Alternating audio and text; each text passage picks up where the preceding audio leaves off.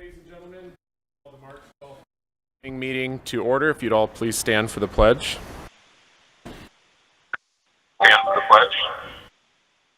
Pledge allegiance to the flag of the United States of America and to the republic for which it stands, one nation under God, indivisible, with liberty and justice for all.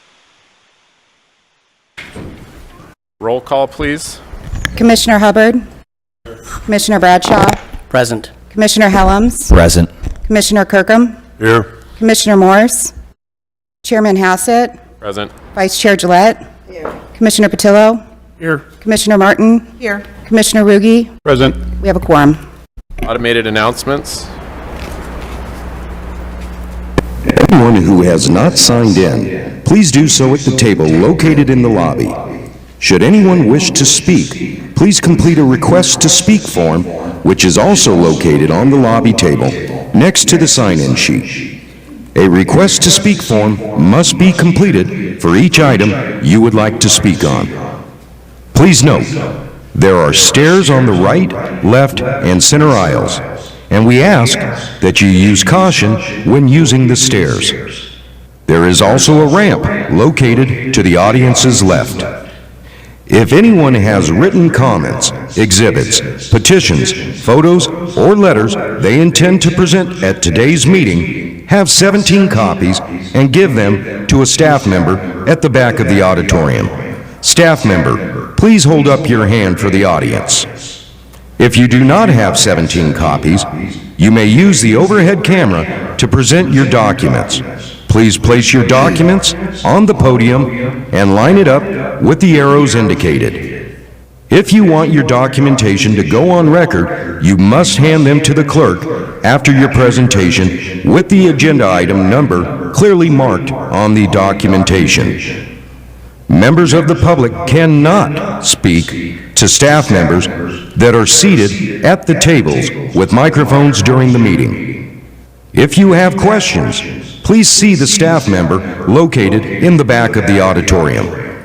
All speakers will be limited to 2 minutes to make their presentation statements. Everyone, please turn off all cell phones or place them on vibrate during the meeting. If you must take a call, please leave the meeting area and go outside to have your conversation. We also ask the audience to refrain from talking with one another during the presentations and discussions. Today, the Planning and Zoning Commission will hear public testimony and then forward a recommendation to the Board of Supervisors. Everyone attending the meeting is asked to remember that the administrative building and campus are tobacco-free areas, which means no smoking is allowed from curb to curb. No food or drinks are allowed in the auditorium except for bottled water. If there are any items remaining on the agenda, the Commission will break for lunch for 1 hour per the Chairman's discretion. The items with the recommendation made by this commission will be heard by the Board of Supervisors on Monday, April 7th, 2025 at 9:30 a.m. in this same location, with the exception of any items that are going to be continued. Can I get a motion for the approval of January 8th and February 12th meeting minutes? I make a motion to approve them. I'll second. First, second, all in favor? Aye. Any opposed? None. Again, as a courtesy, if you could please remember to turn your cell phones off or on vibrate, thank you very much. And if you're on Teams, if you could mute until it's your time to be spoken to, or to on your agenda item, I would greatly appreciate that as well. There's 5 seats that are right up here in the front. I know there's a lot of individuals who are wanting to speak, so when I call your name, if you could all please sit in there so we're ready to go as far as when your time to speak comes up, I would greatly appreciate that in order to be efficient for everybody at today's meeting. I would also like to move item 16 and 15, just swap those two based on what those items are. Do you need a motion for that? Or can I just swap them? Okay, done. Item number 1, Melanie Stradling. So I get to be Melanie Stradling today. Before we get started, though, I just wanted to introduce Cassidy Beaupre. She's our new planner, so she'll be presenting some of the items here today. Welcome.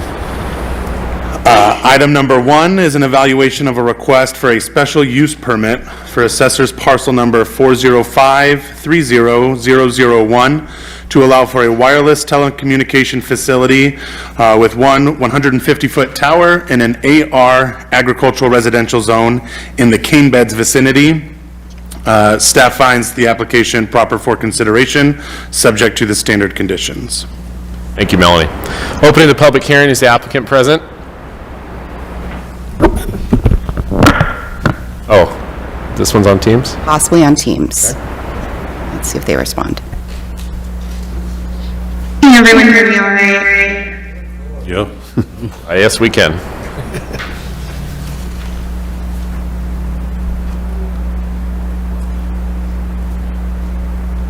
Is there anything you'd like to? Yeah, I have my own presentation. If I sent it to the planners and I confirmed that you guys had it, if you want to show that up on the screen, that would be great. Ma'am, you're actually 7 and 8, not item 1.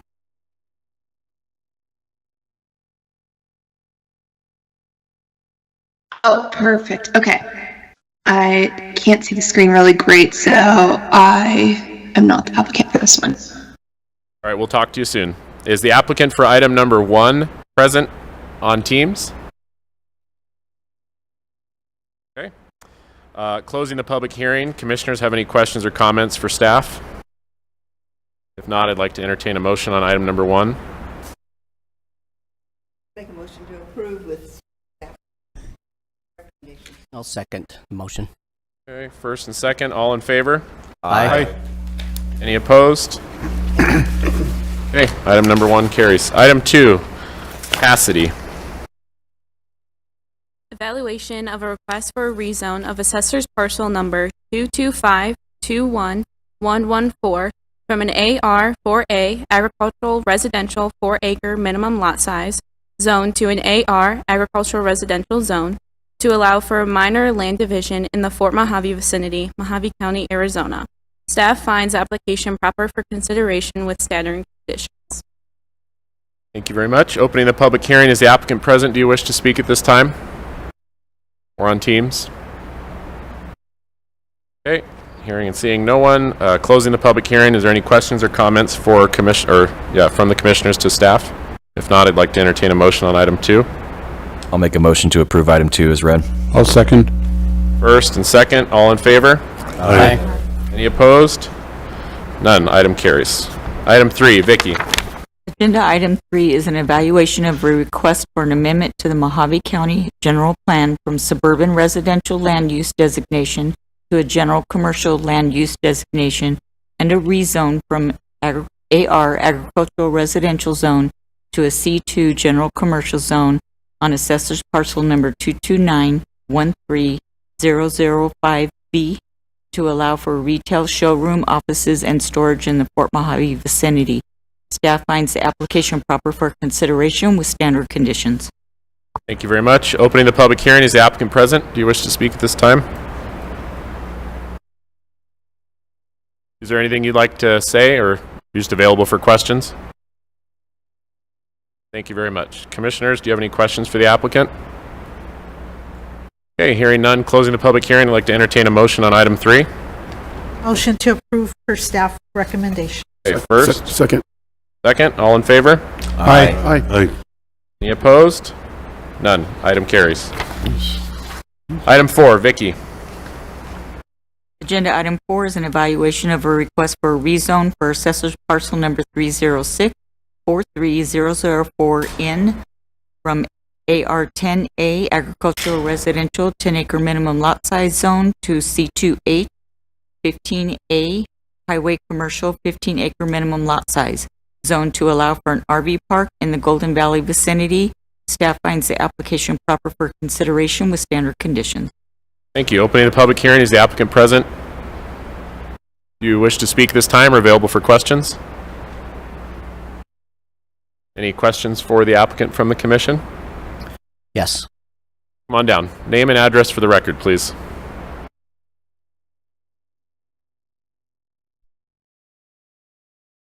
Yes, my name is Paul Yang. My address is 10736 Jefferson Boulevard, Traverse City. I own this land over 20 years.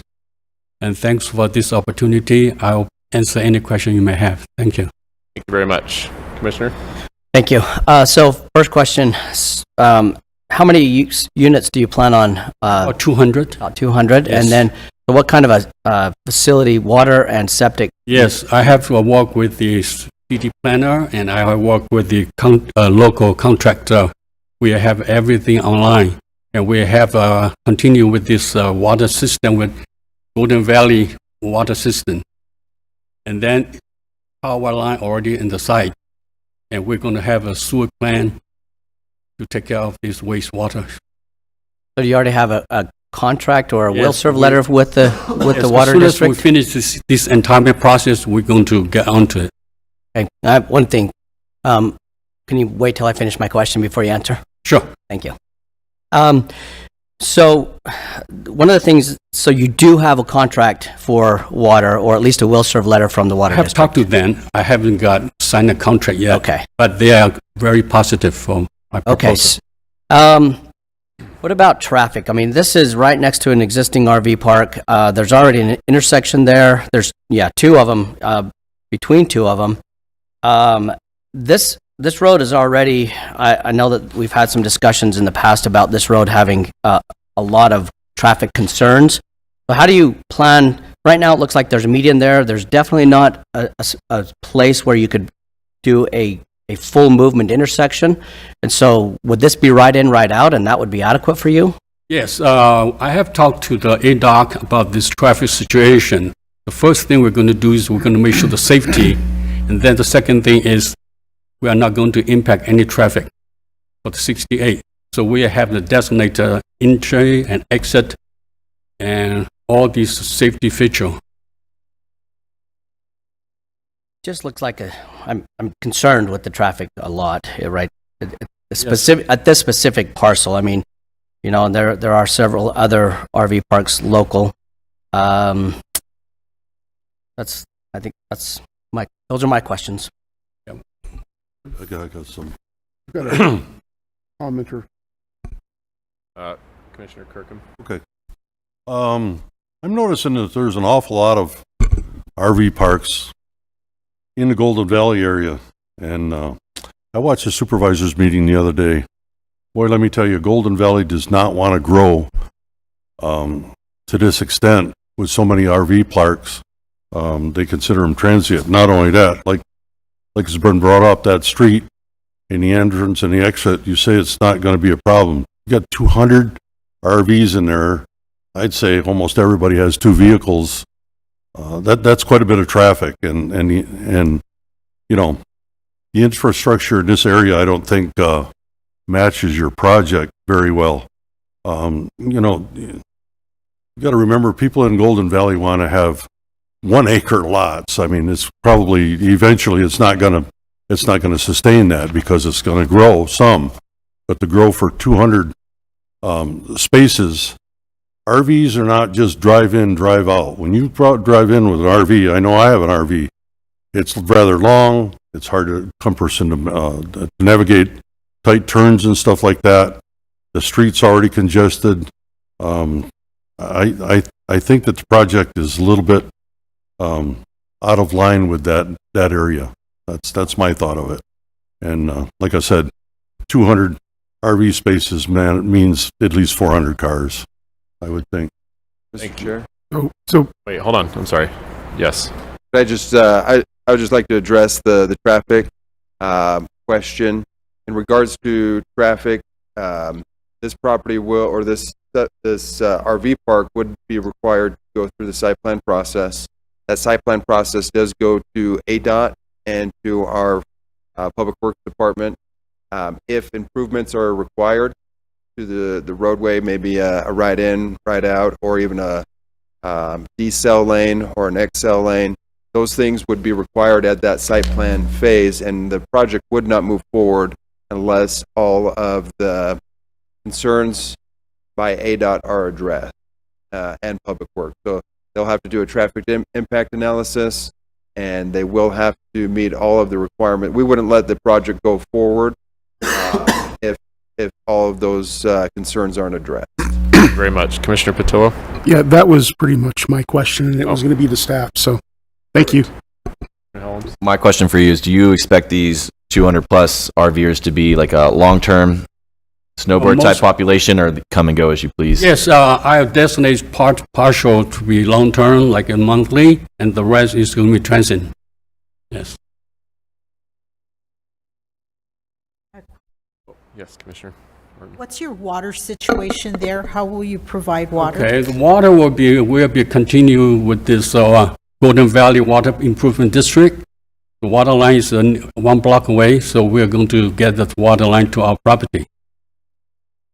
I already talked to them. They said there's no problem for us to just pay for that expense. They will do that for us.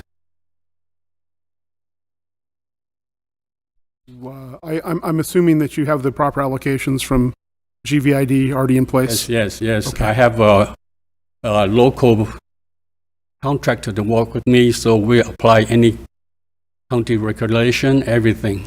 Yes, we follow the guideline, and we follow everything, whatever the county requirement, we'll meet the requirements. Yes, I commit to that. Any other question? Is this designed for permanent, or is this for travelers? Traveler, most of them. For travelers? Yes. So there's not going to be a permanent? Oh, yeah, I designate part of that for permanent because there's a need for that. Okay, because that goes right back to the traffic. Okay. Any other questions or comments for the applicant from the commission? Thank you very much. Appreciate it. Thank you. No one else has signed up to speak on this item. I'm going to close the public hearing. Any questions for staff at this time? If not, I'd like to entertain a motion on item 4. Thank you. Make a motion to approve with staff standard conditions. Second. Second. All in favor? Aye. Any opposed? Aye. 2. Motion carries. Item 5, Matthew.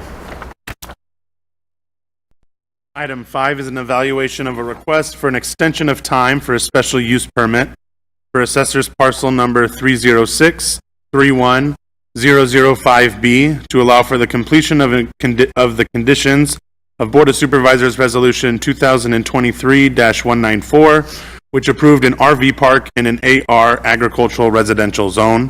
It's a new owner of the property that's looking to try and put an RV park here from the original applicant. This will be the first extension of time for this project. And staff finds that the application is proper for consideration, subject to the compliance with all of the conditions of the Board of Supervisors Resolution number 2023-194, and that this extension of time will be in effect until April 7th, 2026. Thank you. Opening the public hearing. Is the applicant present?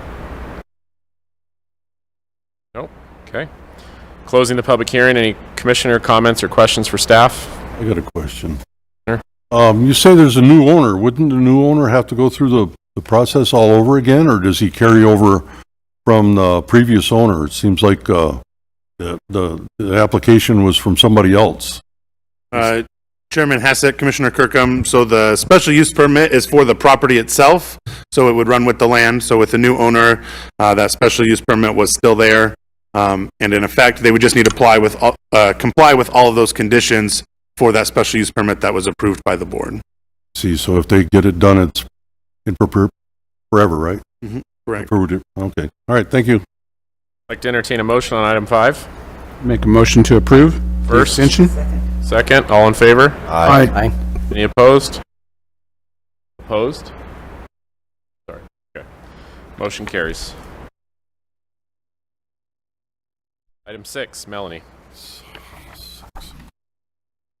Item number 6 is an evaluation of a request for a rezone from an A general zone to an AR agricultural residential zone to allow for an RV as a temporary residence and to bring the property into compliance for assessor's parcel number 326-02179B in the Dolan Springs vicinity.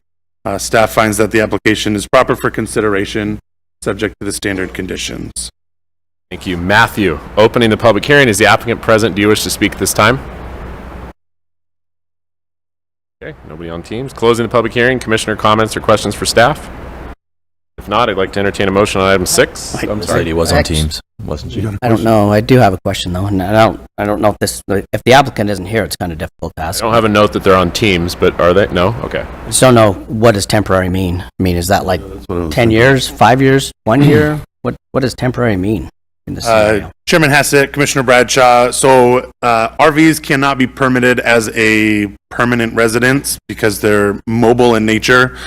So the county will issue a temporary permit, which is good for 1 calendar year or for 1 year.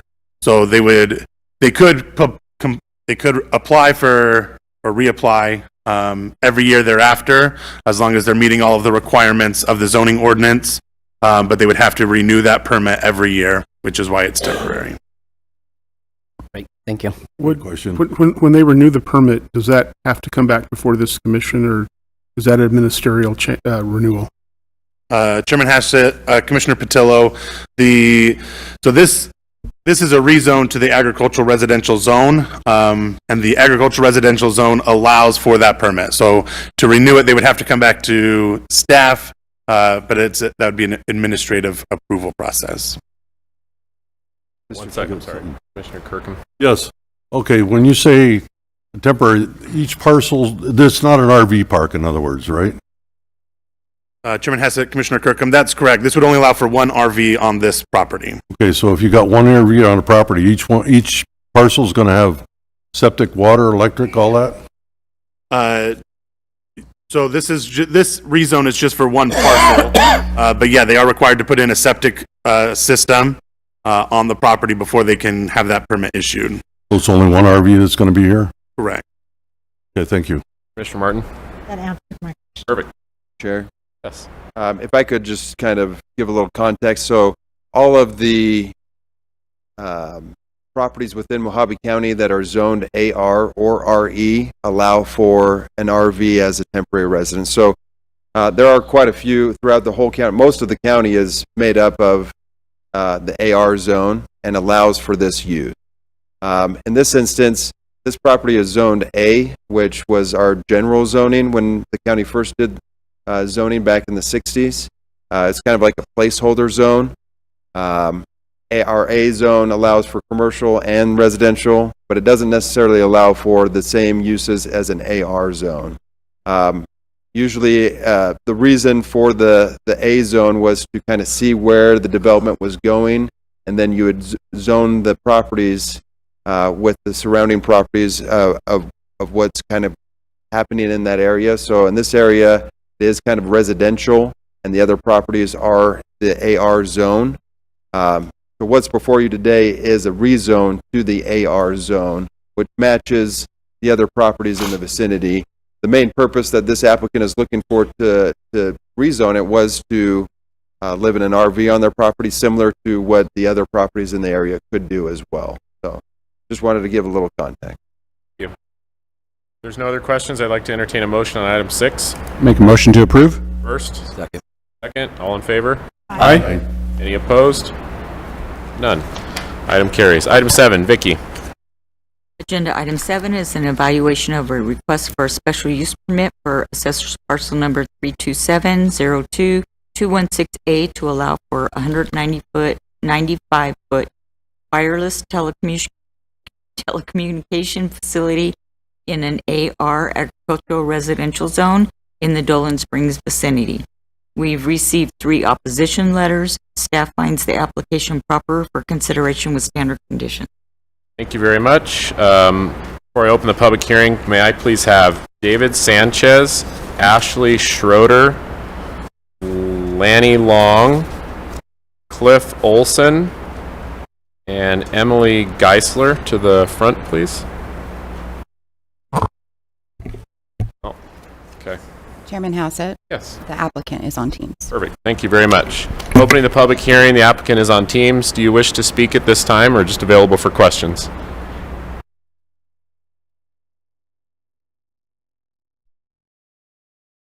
Oh yeah, she was on earlier, right? Can IT dial down the volume? Can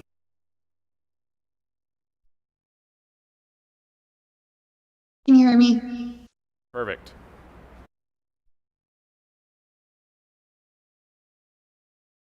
Do you have anything that you'd like to add, or are you available for questions from commissioners? Which, there's 2 conditional use permits for this one. Which parcel number was this one? Item number 7. My connection.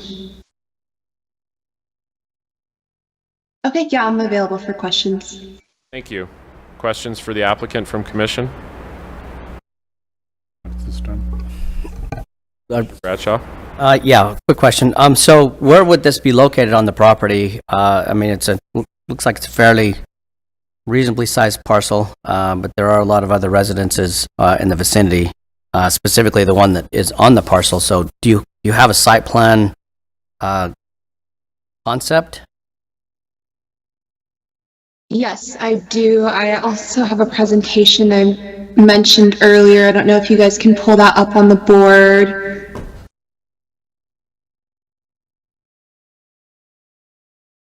Okay.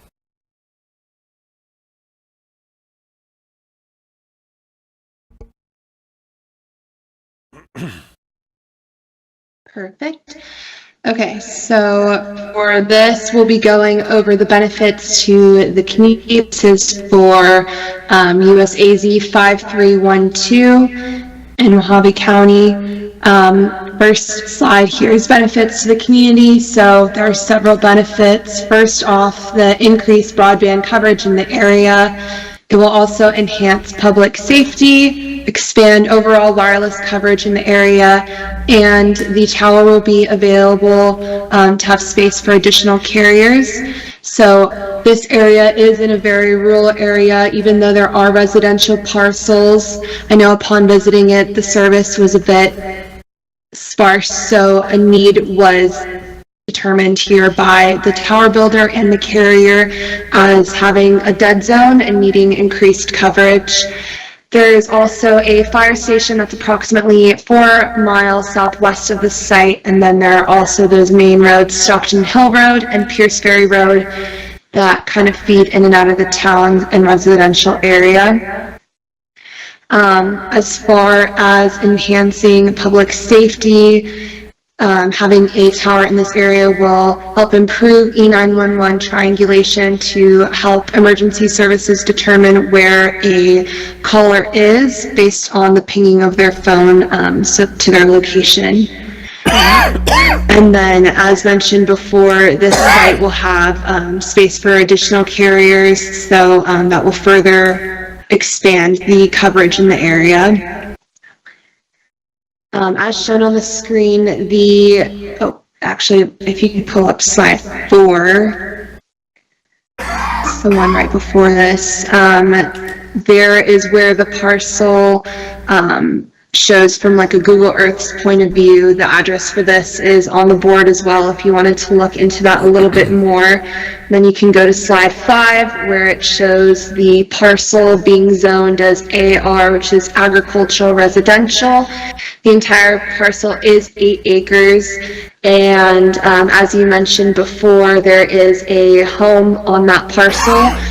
The landowner is in favor, obviously, of having the communication tower there. He says that he struggles with a lack of service all of the time. So we picked out a mutually agreeable location on his parcel that would meet the setback requirements and fulfill the needs of the carrier and facility builder. Next is slide 6, which is the proposed tower design. The tower will be a self-support tower, and there will be 1 anchor carrier initially, and then there will be space for 2 additional carriers to co-locate on the structure, and this will help decrease the need for additional towers to pop up in the area because other carriers can join. And the overall height of this tower would be 195 feet with a 4-foot lightning rod on top. Thank you very much. Next slide there. Oh. I'm sorry, continue. There's a delay on Teams. Oh, no worries. I have, I think, 3 more slides here. So this next one here is the proposed compound layout. So initially, it'll be a 50 by 50 compound with a 30-foot wide non-exclusive access and utility easement to the main right-of-way. There will be an 8-foot chain link fence for security, and then there will be a backup generator that will only run for 15 minutes once a week, and it's no louder than a car driving by. And then the next one here, typically we do have health concerns when we go to the hearings when it comes to wireless communication facilities, but we just want to reassure everyone that we are in compliance with FAA regulations and FCC regulations, and we would not be building if it would harm anything or anyone that's surrounding in the area.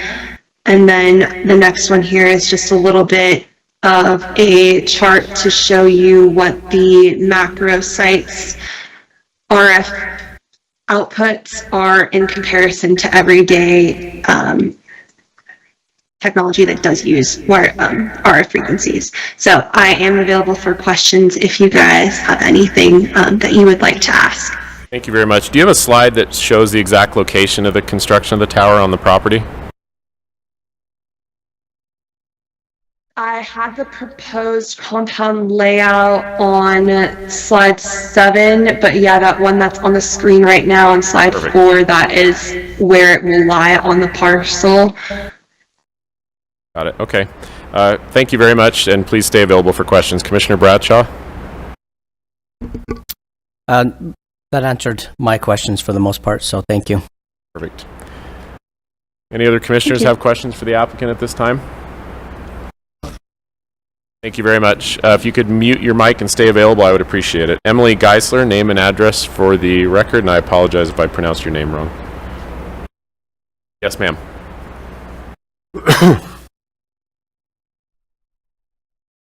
My name is Emily Geisler. My address is 17852 North Oak Drive, Dolan Springs, Arizona. I also own another lot of land down off 21st and Pierce Ferry. I came here today to speak on behalf of not just myself, but also others in the Dolan Springs community. We strongly object to this proposed wireless facility and almost 200-foot tall cell tower in our remote community. This project is not only unnecessary, but also poses significant risks to our health and our quality of life. We already have reliable cell service. We also have options like Starlink that don't infringe upon our view and our nature and our remote quietness. Second, the proximity of this tower to our community members' homes is deeply concerning. It's slated to be erected within 300 feet of several residences, exposing families, including children and the elderly, to increased levels of electromagnetic radiation. While the long-term effects of this radiation are still debated, we refuse to gamble with our health at the same time of the benefit of fattening somebody else's wallet. We value the peace of mind that comes with living in a low radiation environment, a peace that this tower would shatter. Thirdly, this tower directly threatens the well-being of our local businesses, including our beloved non-GMO chemical-free bakery. This bakery and other home-based businesses rely on the pristine environment to maintain its standards and reputations, and the introduction of a large cell tower in close proximity raises concerns about potential contamination and negatively impacts the very values that make our community unique. We are a community that values our health and natural resources. Finally, the visual impact of a 200-foot tower would be devastating. It would mar our natural landscape, disrupt the tranquility and scenic beauty that drew us to this area. We urge the authorities to reject this proposal. We have viable alternatives like Starlink, and the risks to our health and community are too great. We prioritize the health and well-being of our residents and preservation of our environment over the unnecessary construction of this cell tower. I thank you for your time and your consideration of our request. Thank you very much. Cliff Olson.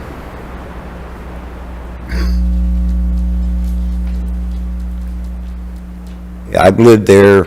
I'm sorry, name and address. Oh, I'm sorry. My name is Cliff Olson, address 18756 Spur Drive. I'm right on the corner of Spur and 22nd. I'm a little bit farther away than some people are. But at the same time, been there 23 years. And yes, the area has been growing.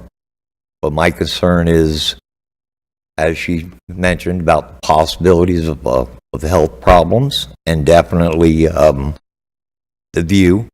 It's definitely going to kill the view for the area.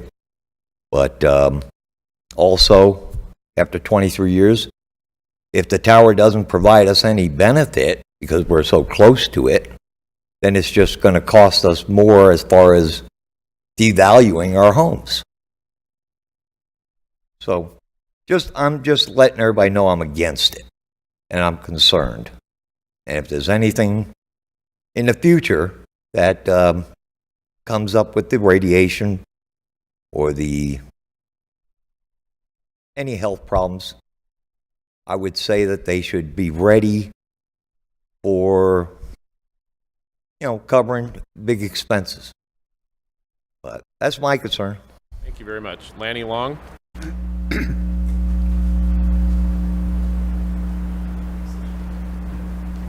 My name is Larry Long, 18788 North Spur Drive.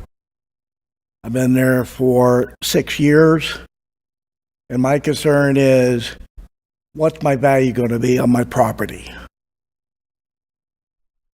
It's a quiet neighborhood, and I want to keep it that way, and I'm concerned about my health and my dogs. So I'm totally against it. I appreciate that. Thank you. Ashley Schroeder?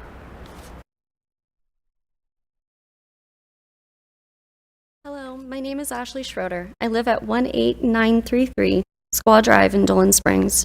My main concerns are that we live in a higher fire danger area.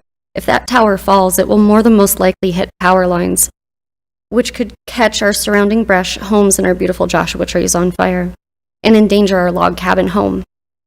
As it relates to health effects, while the American Cancer Society denies the effects of cell tower radiation, it also, in the same article, clearly states that more research needs to be done on the health effects. Even a quick Google search will tell you, tower effects on health are headaches, fatigue, dizziness, nausea, heart palpitations, and loss of appetite are all possible. And what will happen when the tower becomes obsolete? As our cell phones already have satellite connection and capability, will it just lay waste, buzzing around when the generator kicks on and off? Will it just be litter? I hope this tower is voted against. Thank you. Thank you very much. David Sanchez, you're next, and then to the 5 seats up front, may I have Jeff Esposito, Nina Muvad, Frank Locatel, and Karen Knight. Mr. Sanchez, name and address, please. My name is David Sanchez. I live at 18933 Squaw Drive here in Dolan.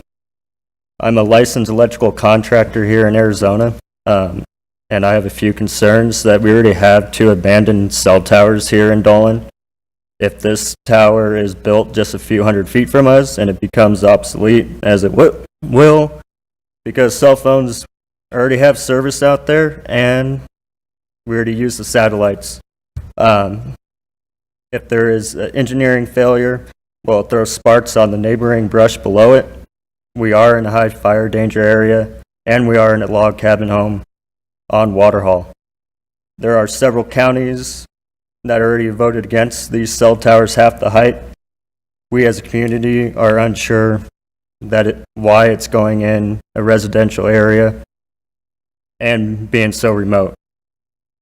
This cell tower is also set incredibly far back off of a main paved road, as the roads leading to this potential building site are dirt and largely unmaintained. Who is this tower serving? I hope this tower is voted against, as placement is not making any sense to our community. Thank you. Thank you very much. Jeff Esposito. Jeff Esposito, 3211 East Snavely Avenue, Kingman, Arizona. I come here in support of these people in Dolan Springs.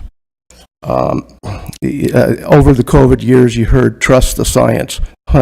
Yeah, that didn't work out so well. So, this is a bad technology, both frequency-wise and radiation-wise.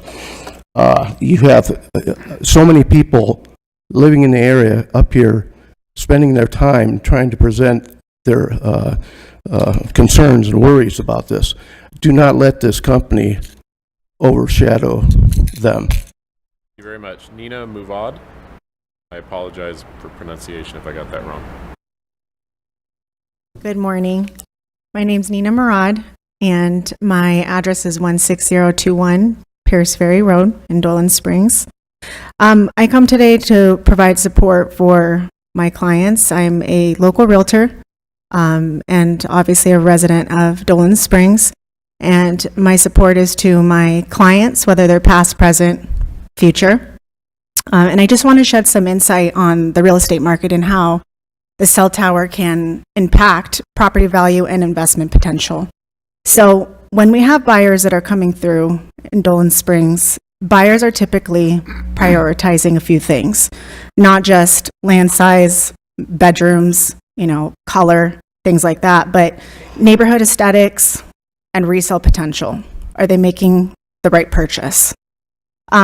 So a visible cell tower in the area can actually deter a buyer's decision to purchase there due to it not looking good, right? They just don't like the way it looks. But even deeper than that, health concerns, right? Electromagnetic waves, and can this be, the fear of that? This can actually result in homes and properties being listed longer on the market, and lower dollar offers coming in. So this can absolutely impact the real estate market. From a market perspective, homes near a cell tower can actually appraise for less than those not. And this can impact a seller's return on investment, but not just a seller, a homeowner, and their refinancing power. If everyone decided to sell in the surrounding area of the cell tower today, then an increase in inventory could actually drive prices down, creating more of a ripple effect across the local real estate market. Understanding this dynamic is crucial. Thank you very much. Apologize. Thank you. Frank?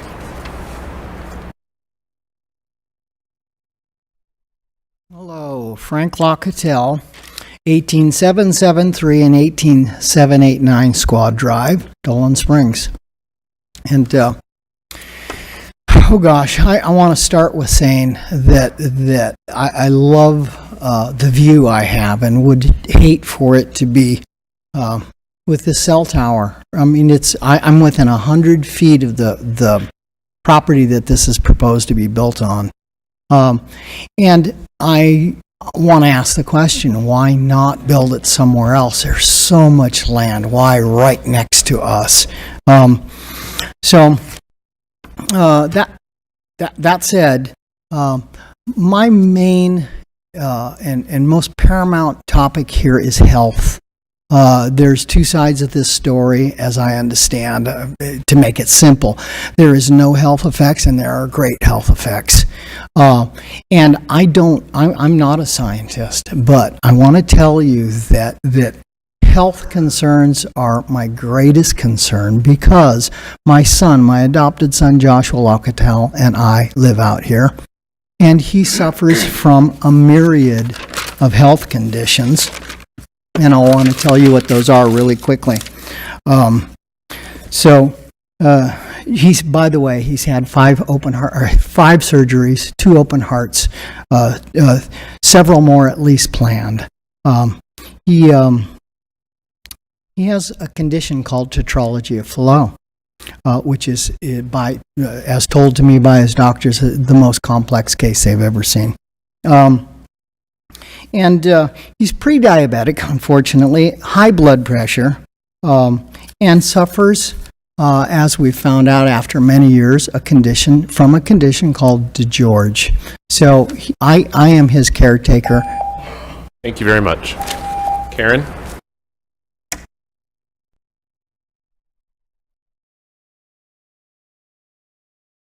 Hello, my name is Karen Knight, and I am the property owner, 18933 Squaw Drive, Dolan Springs.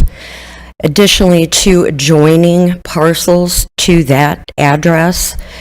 My family and I provided y'all with a plethora of research and documentation in opposition to this cell tower.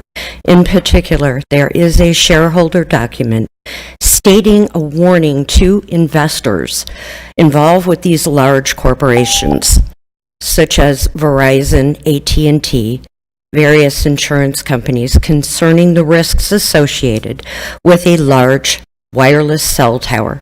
Investors are being warned of lawsuits involving health risks and pollutants associated with EMFs, RF radiation, sound waves, etc. These large corporations cannot get insurance to even cover lawsuits that are coming up due to the risks. Precedence also is being set in other counties throughout Arizona.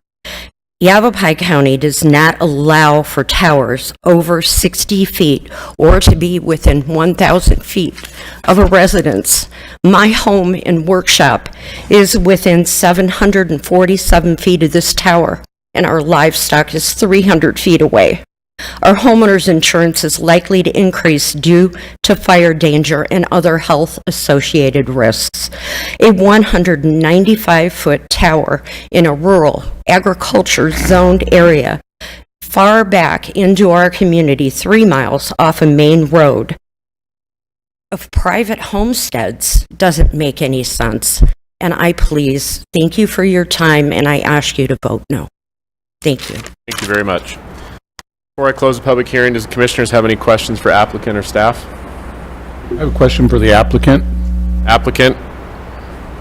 I was wondering how many customers would this tower serve ultimately once it's completed, if you get your approvals? And if you can explain the reason for needing this tower in this location? Yes, so the anchor carrier, which is the main carrier that will be located on the tower first, they have annual tests that they conduct to see where there is a need for coverage all around the United States, particularly in Mojave County. This area was determined as an area of need based off of their studies, so they reached out to Vertical Bridge to place a tower within the area to decrease the need and better the service in the area for all of the residential communities and everyone else, in surrounding areas.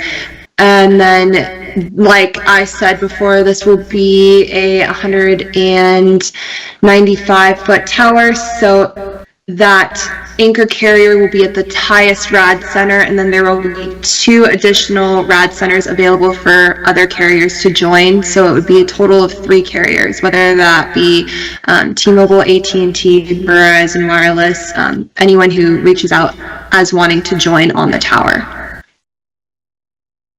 Thank you. Any other commissioner questions for staff or applicant?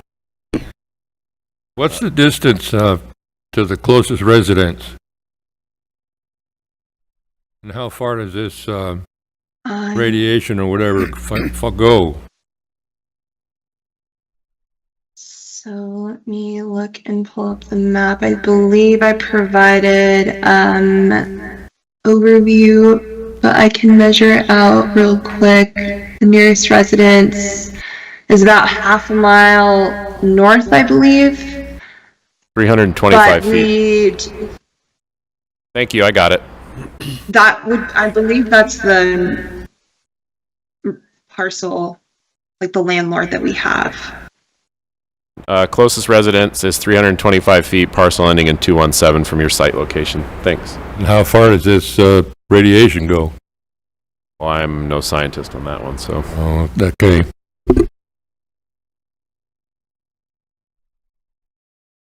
Do I have an opportunity to address some of the public's concerns? Well, do you want to answer Commissioner Hubbard first? He had a follow-up question to yes. the distance regarding radiation. Oh, I am not a RF engineer, so I don't have the measurements, so I'm not privy to that information. I wouldn't want to misspeak, but as I've mentioned previously, the RF emissions, there's different types of RF emissions. The ones that the wireless communication facilities output are not shown to have any poisonous radiation or anything. A Bluetooth headset has more RF emissions and radio frequency emissions than our site would, with you being outside next to it. Thank you very much. One more question, Vice Chair Gillette. I'd like to know how far away from this tower is the home of the person who's being paid to put this tower on their property? They are 202 feet. approximately, yeah. It's 202 feet, 202? Yes, approximately. Okay, thank you. Any other questions, comments from commissioners at this time? Chairman Hassett, just wanted to clarify Commissioner Gillette's question. The Mojave County zoning ordinance is going to require that the tower be 300 feet from any residence. So they'll have to make that work when they come to pull the permits for the tower. And what happens if a home is built after the construction? There's no requirement for that. We wouldn't prohibit somebody from building a home if they want to build a home closer. The builder would have to acknowledge the fact they're inside the 300-foot limit. Got it. Commissioners, I just want to add, briefly touched upon by the applicant, there is a federal law, that does not allow local boards to deny telecommunication towers for health reasons of RF. You can deny for other reasons, but for RF emissions, it specifically exempts that as a... Perfect. Thank you very much. Questions for applicant or staff from Just general comment. This is a difficult one for me because when you look at coverage in the United States, it always seems like all the carriers have missing coverage in this part of our state and up above. So, we're trying to balance the needs of a carrier to provide coverage to a large area versus the concerns of the people who live near this. So I really have a difficult time on this one. Any other general commissioner questions or comments? I have. Absolutely, I do. Okay, Commissioner Hubbard, then Bradshaw. Well, you might go first, because I want to make a motion. Oh, I haven't called for one yet, so it's just comments or questions. So, yeah, my comment is, so my very first meeting on this commission panel was this exact request in my neighborhood, next to homes, next to residential concerns, with visual impact, with many hundreds of homes around it being impacted by a brand new tower, and I adamantly opposed. Okay. No, it got denied. Questions or comments for applicant or staff from commissioners? If not, I'd like to close the public hearing and entertain a motion. I'd like to make a motion to deny. Second. Okay, first and second, all in favor of the denial? Aye. Aye. Okay, motion denied. Item 8, Vicky. Item 8 is an evaluation of a request for a special use permit for assessor's parcel number 314-19050 to allow for a wireless facility with one 195-foot tower in an A general zone in the Truxton vicinity, north of Route 66, south of Lincoln Road. I'm reading the wrong one. Yes. Staff recommends approval with standard condition. Thank you very much. Opening the public hearing. The applicant is on Teams. Same applicant, correct? Do you have anything you'd like to add? I'm sorry, go ahead. I have a presentation for this one as well, if you guys would like to see that too. Go right ahead, IT. Oh, there it is. Perfect. So this one is a bit similar of a format. We'll be going over the same things for it, except for this one, it is next to historic Route 66, so that is the main target area that we are trying to increase coverage for. Again, emergency services in the area are a big component for why this is helpful in the area. There is a fire district station about 3,500 feet southeast of the site, and then there's also an elementary school 2,500 feet east of the site, which is great for internet speed, phone connections to be stronger, and then again that triangulation to pinpoint if a E911 call comes through. On slide 4, this is just a overview from Google Maps as to how the parcel will be placed, or the wireless communication facility will be placed with the address and coordinates listed. And then slide 5 also shows just that it is a zoning A general, and then it's a 75.5 acre parcel, so that's where we will be placing the communications facility. On slide 6, similar to the other one, this will be a self-support tower. Again, it will be designed to hold 3 carriers, 1 anchor carrier, and then 2 additional carriers that are available to co-locate. And then it is the same height, which is 195 feet, with a 4-foot lightning rod. This proposed compound layout is the same essentially as well, except it is a 60 by 60 foot compound size, and again the 30-foot wide easement. Thank you very much. And utility easement, as well as the 8-foot chain link fence. Ma'am? And then this one does have a Hualapai I'm sorry? Thank you very much. I'm going to like you to hold for questions or comments from commissioners. There is no one signed up to speak on this item. Do you have any questions or comments for the applicant?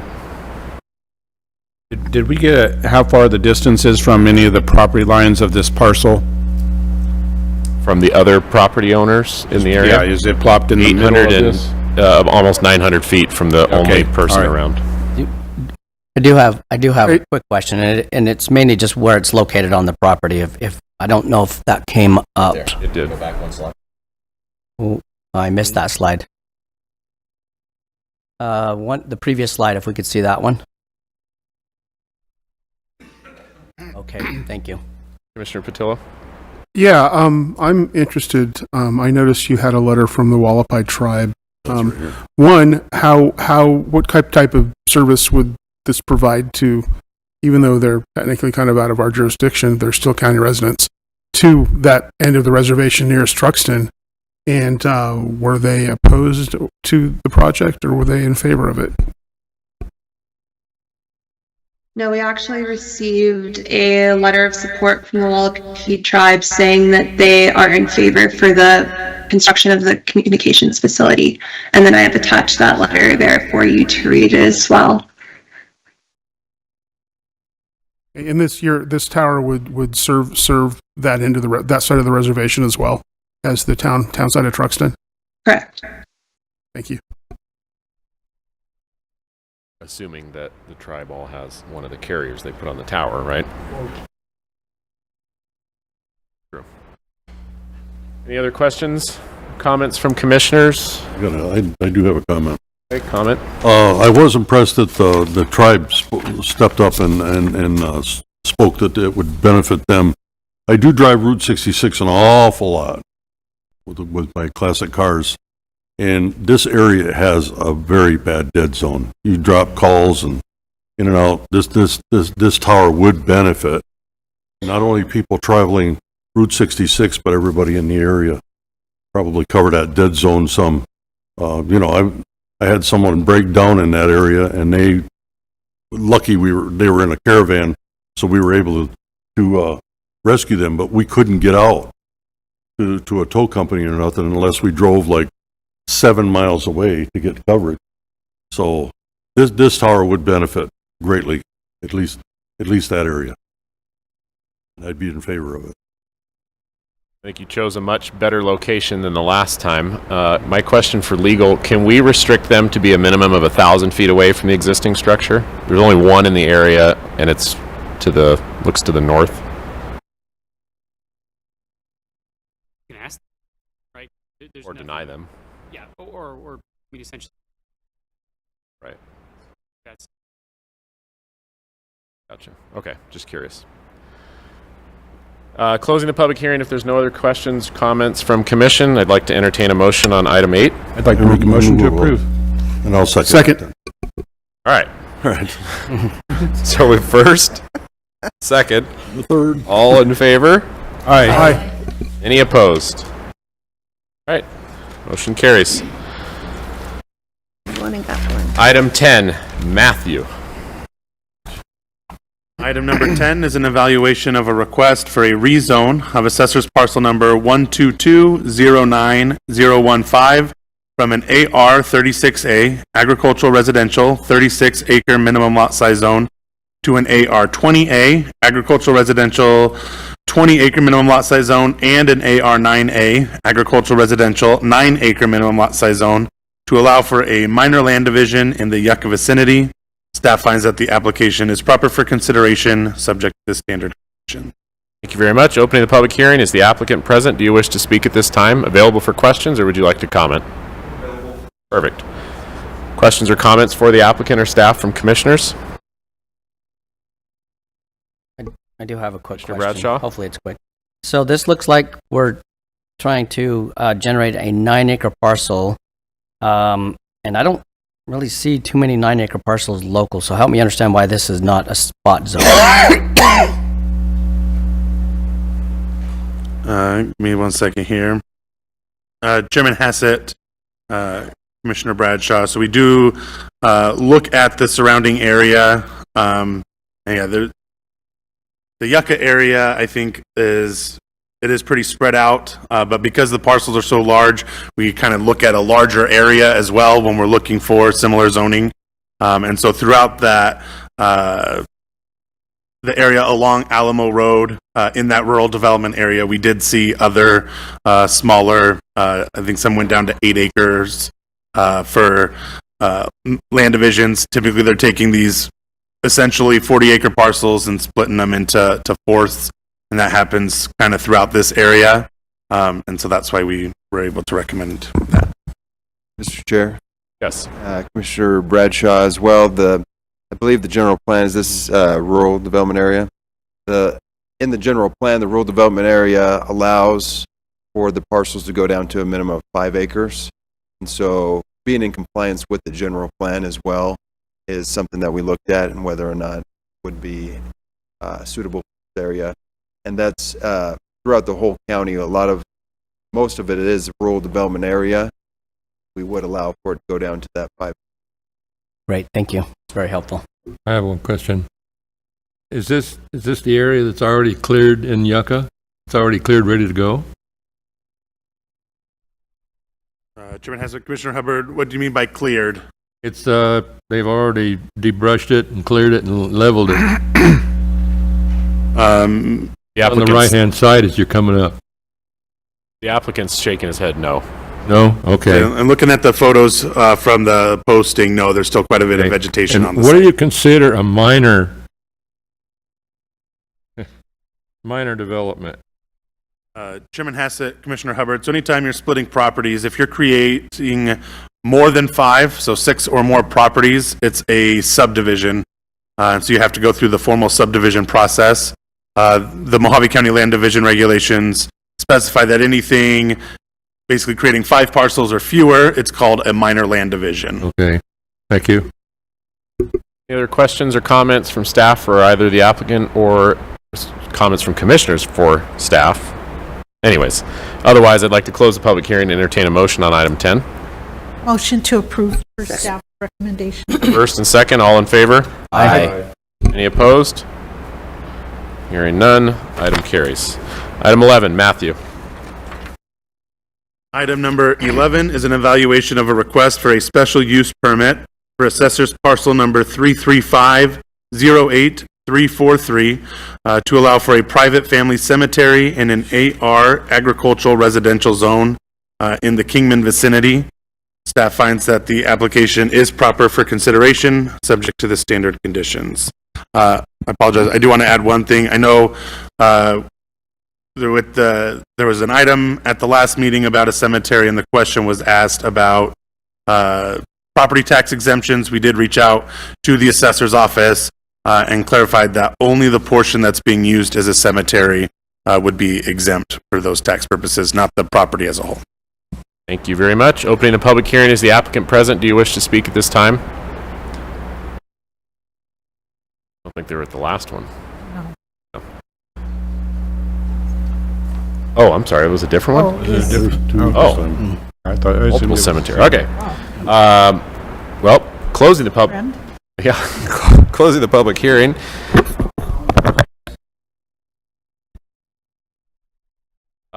You're referring to the cemetery item? Come on down. Name and address for the record.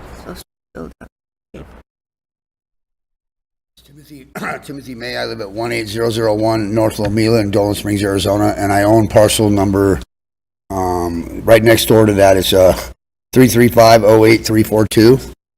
And, you know, the last thing I want to do is stand in the way of anyone's last wishes, you know, if they wish to be buried anywhere. So I reached out to these people when I got the notice. I reached out to them and I told them my concern was, you know, I don't want to, I'm superstitious or whatever. I don't want to own property next to a cemetery, whether it be private, personal, or whatever.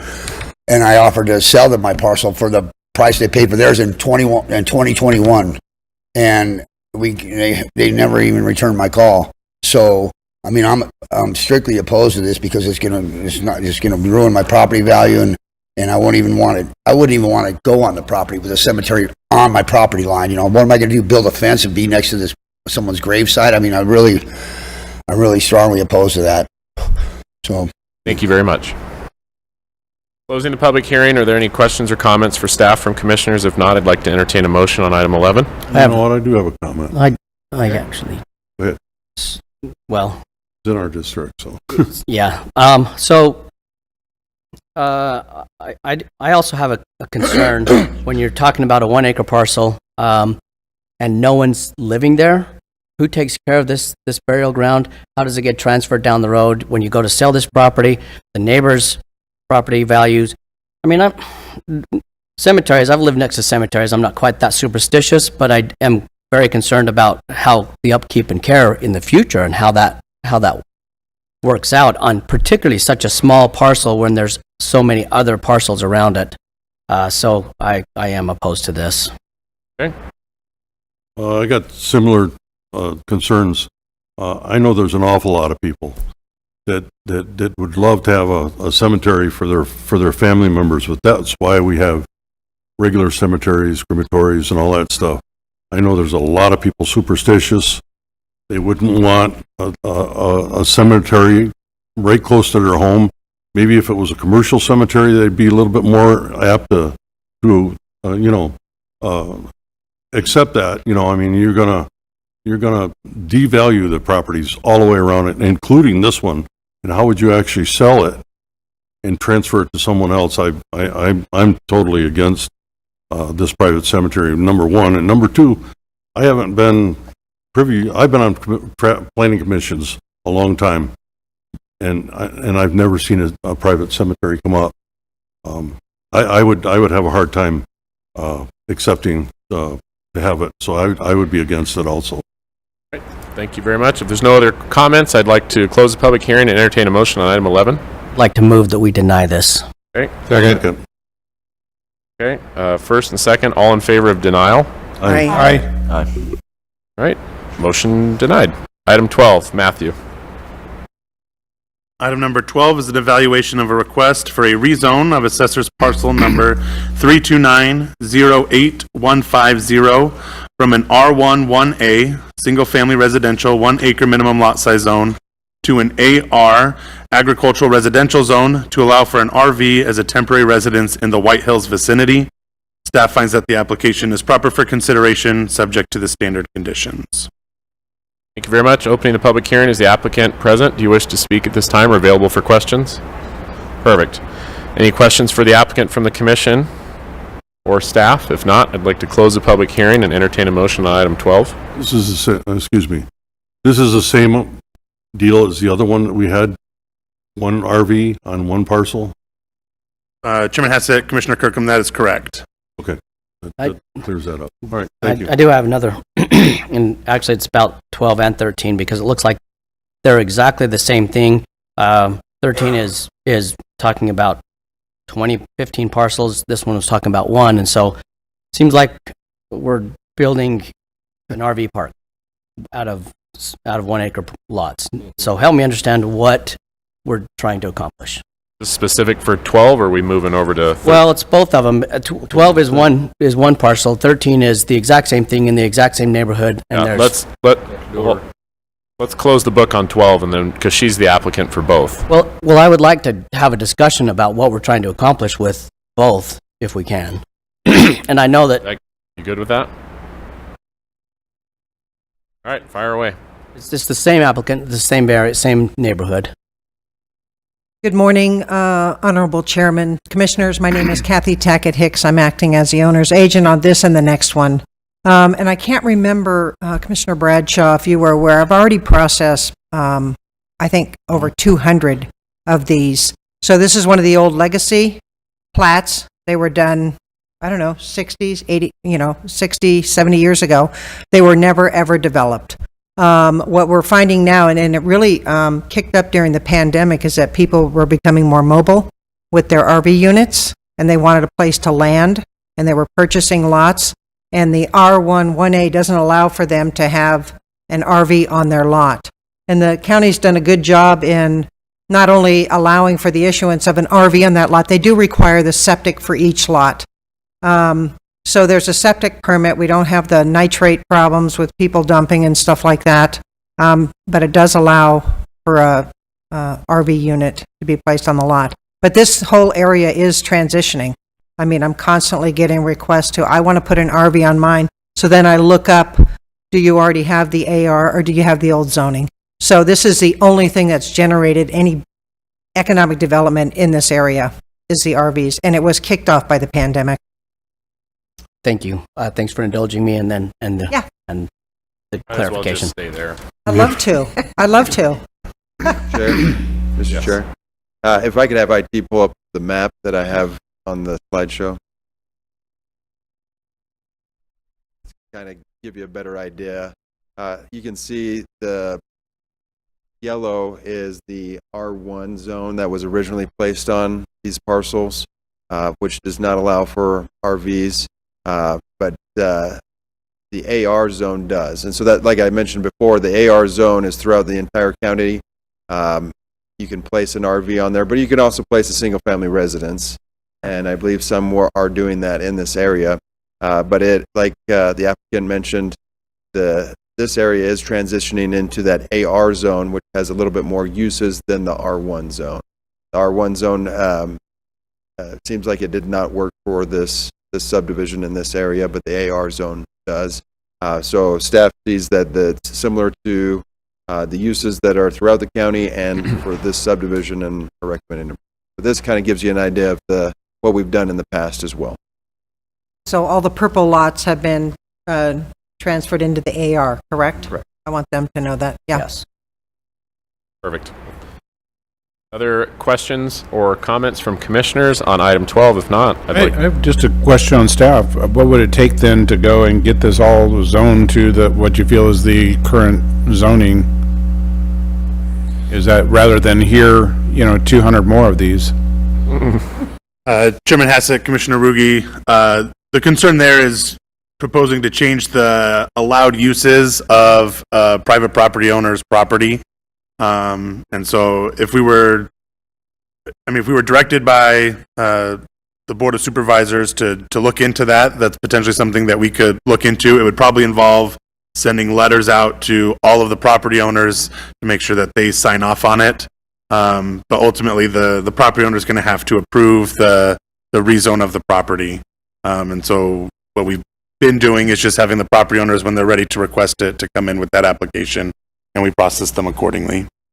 I think it'd be prudent for the Board of Supervisors to do that. I know they're doing that on Bank Street in the city right now, recognizing that, Bank Street corridor should have been commercial. The city has taken that emphasis. I would think this would be something the Board of Supervisors should look at. I got a question. Mr. Chair, Commissioner Ruge, on that, back in 2007, a bill was proposed that it's called Proposition 207, that kind of makes it so that counties or local jurisdictions can't just go in and rezone somebody's property without just compensation. So somebody that already owns one of these properties, as a private property owner, could say, hey, I want the R1 zone, and you came in and changed my zoning without me asking.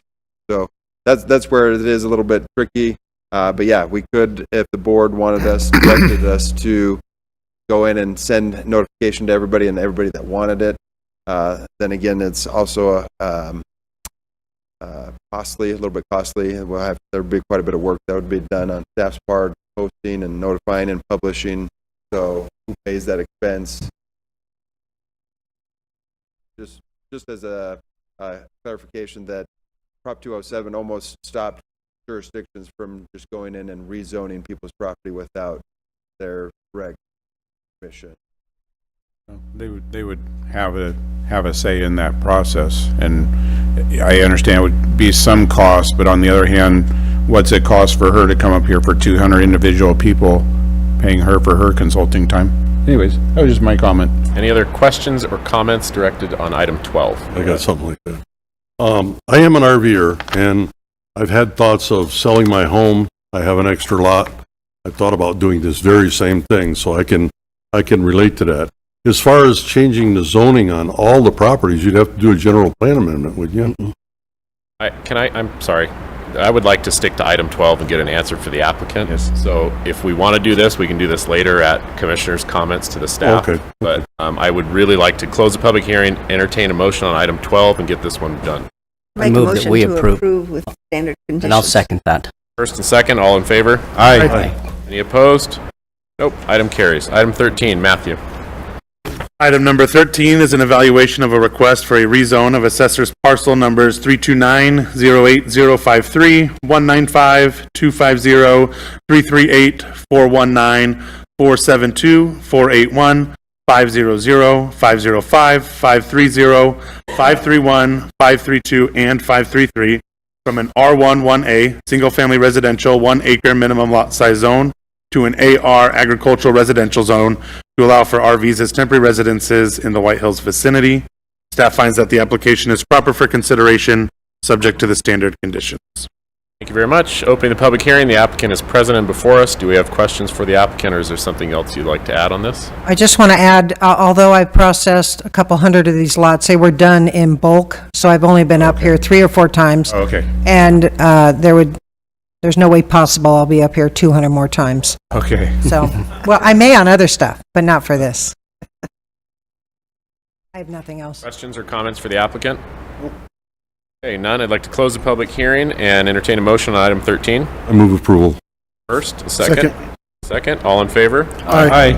Any opposed? None. Item 13 carries. Got one more. Yep. Item 14, Cassidy. Evaluation of a request for a rezone of assessor's parcel number 317-01031 from an AR 36A agricultural residential 36 acre minimum lot size zone to an AR 10A agricultural residential 10 acre minimum lot size zone to allow for a minor land division in the Dolan Springs vicinity. Staff finds the application proper for consideration with standard conditions. Thank you very much. Opening the public hearing, the applicant is present. Do you have anything you'd like to add, or are you available for? I'm available for questions, but I just have one thing. So this is a simple rezone into 3, at least. They're like 10 or 12 acre lots themselves. It's going to stay large because there's a big wash to the side. So it's pretty simple. It's south of 7th Street out there, and there's numerous 5 acre lots already. So I think it's simple. Thank you very much. Questions or comments for the applicant from the commission? Hearing none, I'd like to close the public hearing. I'd entertain a motion on item 14. Move to approve. First and second, all in favor? Aye. Any opposed? Thank you. Very much. Item 15, Vicky. Oh, I'm sorry, no. Item 16, Matthew. Item number 16 is an evaluation of a request for an amendment to the Mojave County General Plan from a rural development land use designation to a rural industrial land use designation and a rezone of assessor's parcel number 341-15023 from an AR 36A agricultural residential 36-acre minimum lot size zone to an MX heavy manufacturing zone to allow for a solar facility in the Kingman vicinity. Staff has received 9 letters of opposition to this application, or to 15 and 16. Staff finds that the application is proper for consideration, subject to the standard conditions. Thank you very much. Opening the public hearing, the applicant does appear to be present. And then may I have, Ms. Smith, last of Smith, then Bruce Bouchard, George Hasiotis, and, I'm sorry, you're part of the applicant? Okay. And Jody Smith to the front. Also, Jeff Esposito, you signed up for 15. I'm assuming it's 15 and 16. You want to come on down to the front as well?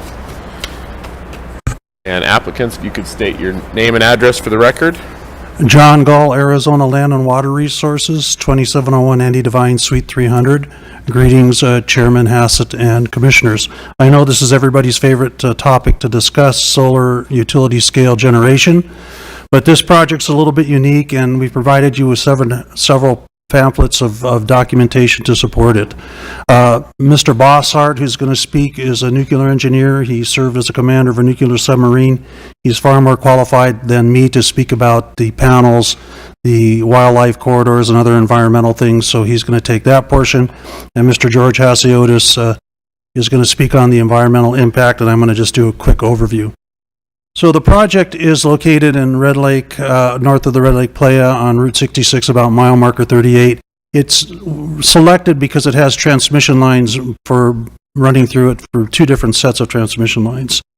The project also has 532 acres of pistachio trees, which in December the property owner received irrigation rights from the Arizona Department of Water Resources through the irrigation on expansion area.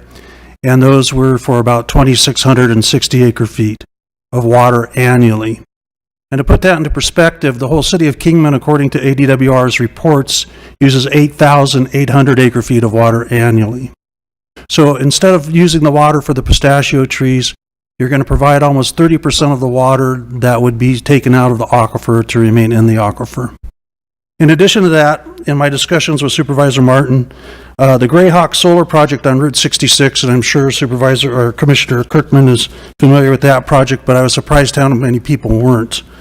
And I wanted to bring this up because in the past, it had been discussed that projects were unsightly, like on the way to Las Vegas on Highway, I believe 93 going in. This project's been in the county since 2018. It has had 0 problems with any environmental wastes or any contaminants or damage to it. And we're currently in contract to build 250 homes in front of it, so we don't think it's going to diminish the property values. And I know my time's up, and I'm here to answer any questions you might have. My compadres are going to come up and also address those other issues. Nothing else you'd like to add? Good. Well, I think that when considering this, we have discussed some additional items like how we can connect to Mojave Electric Co-op. We've had conversations with them. And under Title 30 of the Arizona state statutes, we're prohibited from any sort of power sales locally unless we do it directly to that person through a PPA. And there's a complex provision in the Arizona Corporate Commission to do that, but we're willing to do that and sell the power to the community or to the county at a reduced rate if it's possible, but we're going to probably have to have some state legislation change to allow that. And the other item is this project will have 302 jobs during the construction period, and it will generate about $30 million in tax revenues over the entire life of the project. And we provided you with an economic summary from Elliot Pollard, who's a top economist in the state of Arizona. And the property tax, or the taxes to the special districts and the fire districts, would be close to $700,000 a year, besides the $30 million that would be over the life of the project. We're not going to do any mass grading. taking the trees out's done with a tractor and a chain. They pull them out. They don't have to rip and regrade all of that. We're going to leave the natural vegetation except for the interior roads. And since the power lines already go through the property, we're not going to have to disturb any adjoining properties to connect to the grid. And I would just like to say the project, I think, is worthy of consideration, if not for the economic value, just for the water saving value to the city of Kingman or the community. And I hope you'll give us an opportunity today. Thank you. Thank you very much. Mr. Bossard, is that correct? Is that who you wanted next?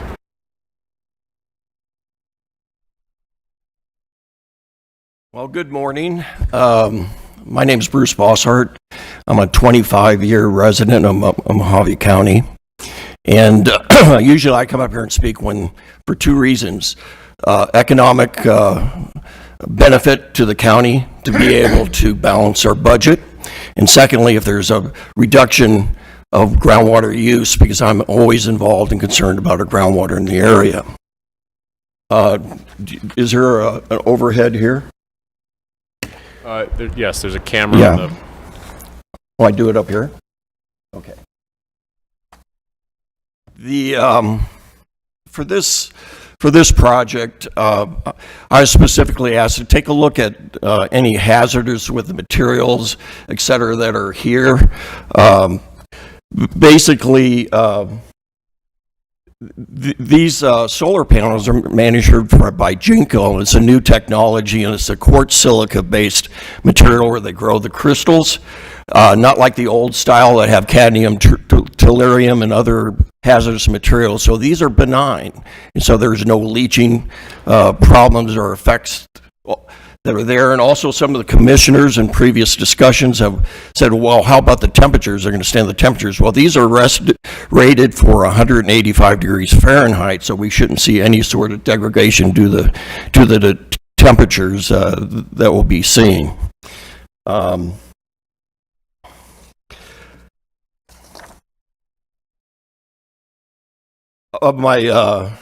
My big concern is reducing groundwater usage. So I was asked to take a look at it.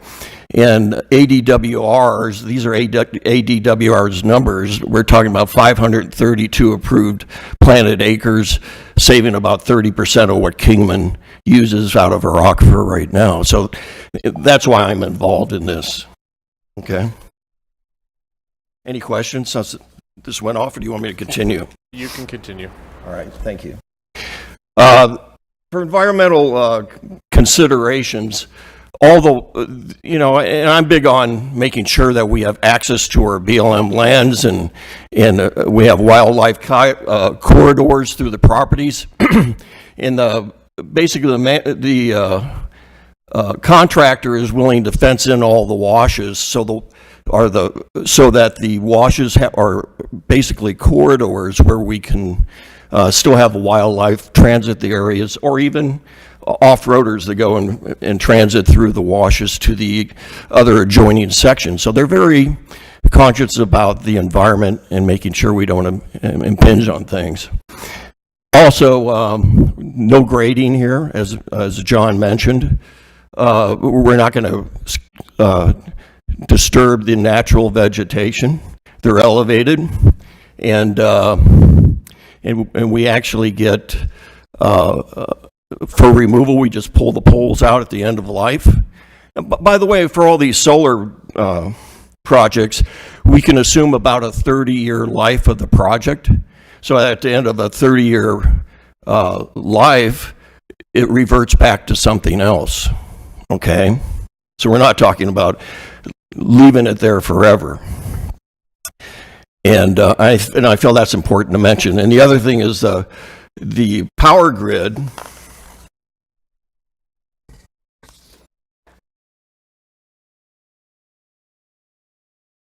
I used to live up in Hackberry and up around Valley Vista. There's a shortage of power for Mojave Electric, and this provides a major tap and an opportunity for Mojave Electric to tap into the grid to provide power for expansion in the areas. They are limited now in power. So this is a very important item to discuss is the power benefit of the project.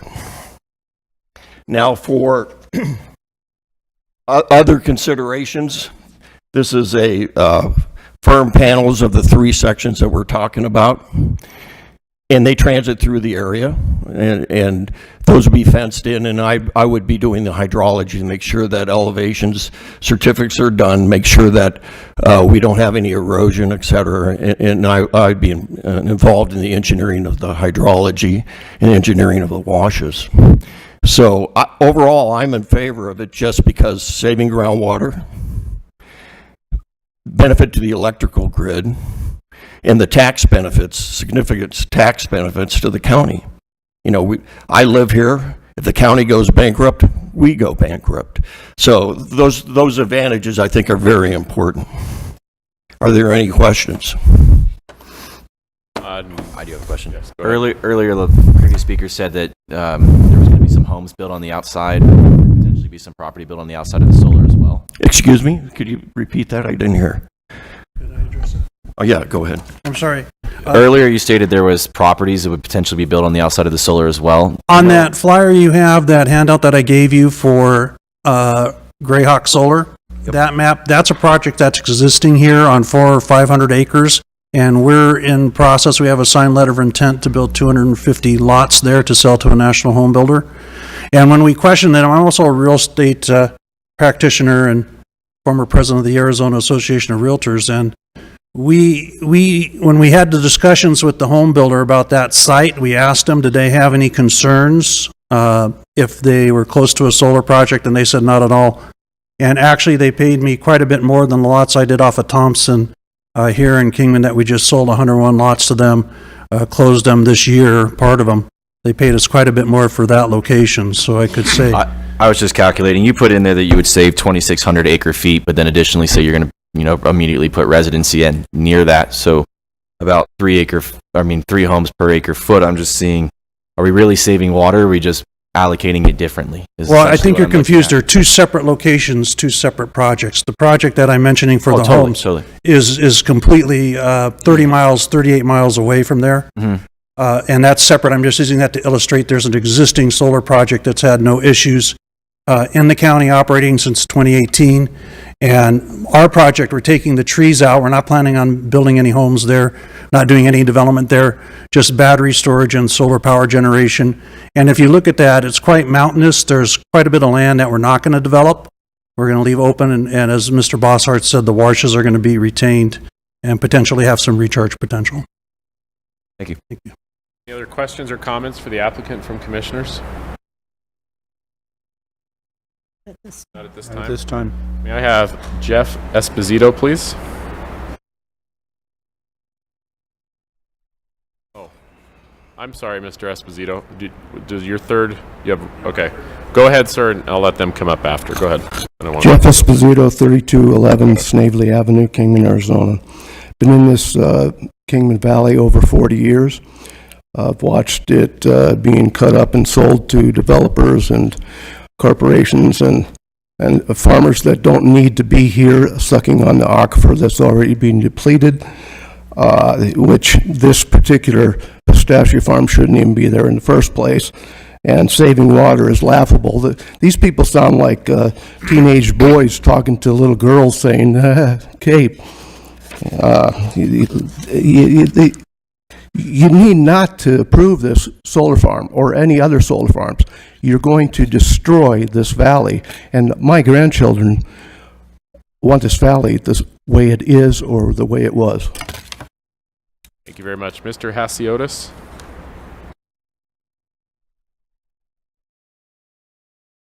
Thank you, Mr. Chairman. Thank you, Commissioners. I'm pleased to be here just to pick up on a few points and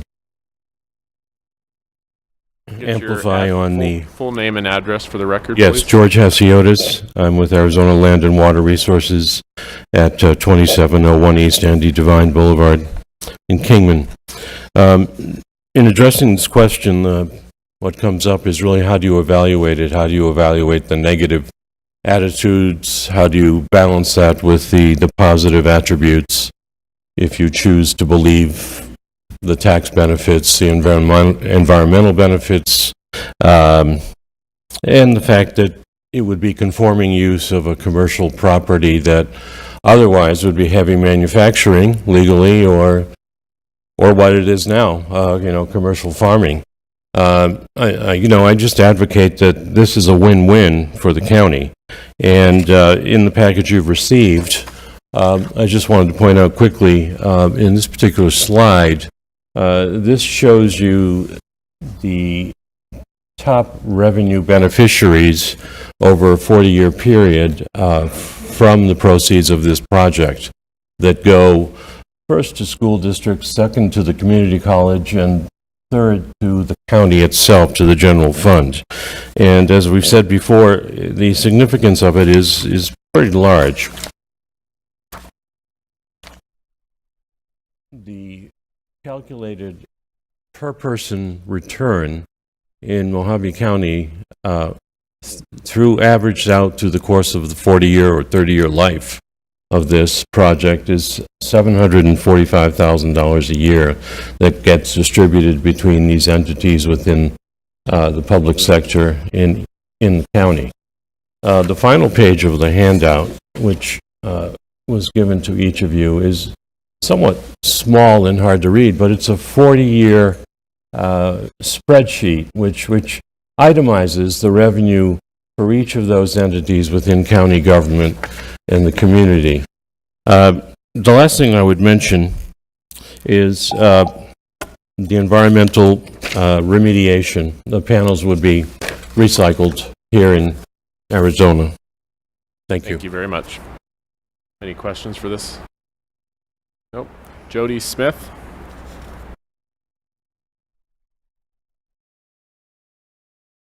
Jody Smith, 8032 North Old Trails Highway, Hackberry. I'm here to oppose this measure. Here we are again on September 13th, 2023. Sol Pistachio and Sol Red Lake tried to get an energy solar overlay rezone approved on these same parcels for a solar array, and the commission, of which 7 of you are still members, unanimously denied it, recognizing that the proposal was detrimental for our area. In October 2023, their request was denied by the Board of Supervisors because they also realized that this is a horrible idea. There is no other industrial zoning in the Red Lake area or off of Van Terrace Road, and it doesn't make any sense to put a heavy manufacturing zone in the middle of an agriculture residential area. These guys mentioned that they have a plan for 250 homes. Okay, county's going to be getting revenue from property taxes. Let's keep it residential agricultural. They're selling us a bill of goods. They're selling nothing but death and destruction, and they know it. It's a joke. The proposed solar project is not part of Mojave County's general plan and would be considered spot zoning because no other manufacturing zones exist out there. So they're just keep trying the same thing over and over and over, hoping they're going to push it through.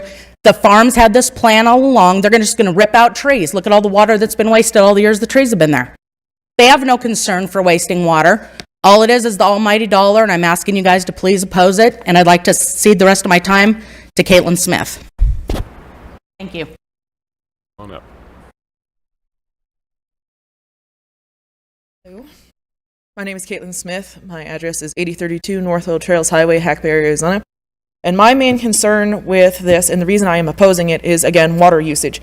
The Wallapai Basin is an at-risk, at-deficit aquifer system, which has 3 sub-aquifers involved in it. Right now, the Wallapai Basin has a deficit of about 34,000 acre-feet. Acre-feet being an ambiguous number that I'm sure a lot of us aren't really familiar with as a measurement. That translates to around 11,078,900,000 US gallons of water.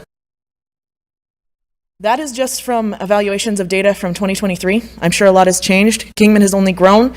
The water use of the area continually increases with the population, from things like changes in housing developments, new people moving into the area, new industries moving into the area.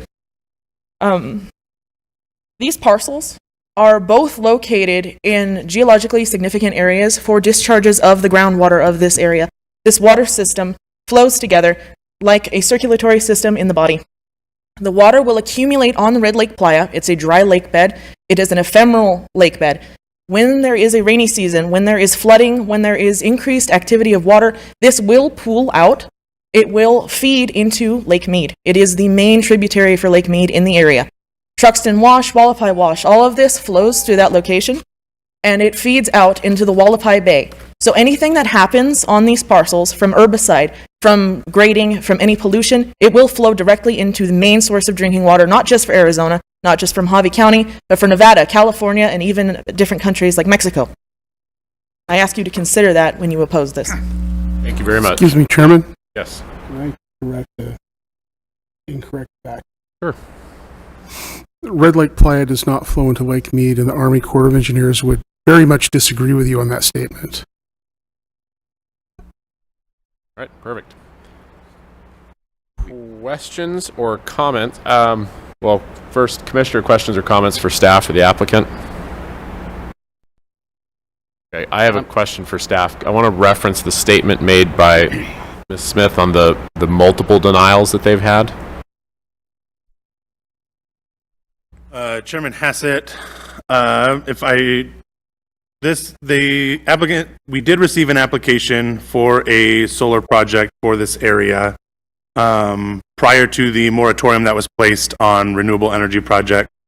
My recollection was that application was withdrawn before it went to the Board of Supervisors. Let me research that and double check that really quick. Correct? Sure.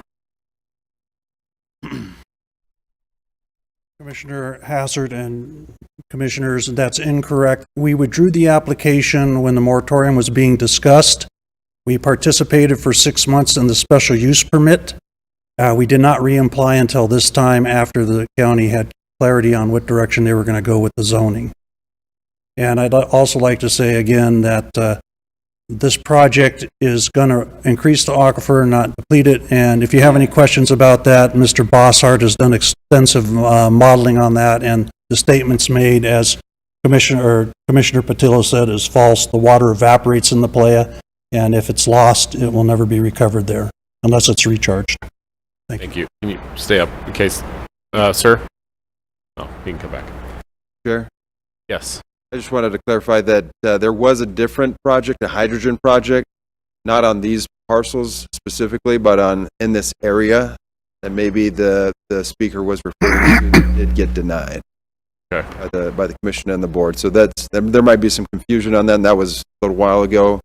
But there was a different project, not this. Got it. I have some more questions of staff. Go ahead, yes. So we have this solar project. They propose something in the middle of the board trying to decide what to do. How are we they're going to have some rules for siting new solar projects, which they did this last fall and into the early part of this year. How does this project comply with what they're required to do relative to those new rules that were put into place this last year? Chair, Commissioner Patillo, essentially what came about the moratorium was that any solar project needs to be in an industrial type zone. And so how they're complying with that is they're rezoning to industrial. And where's the nearest like use?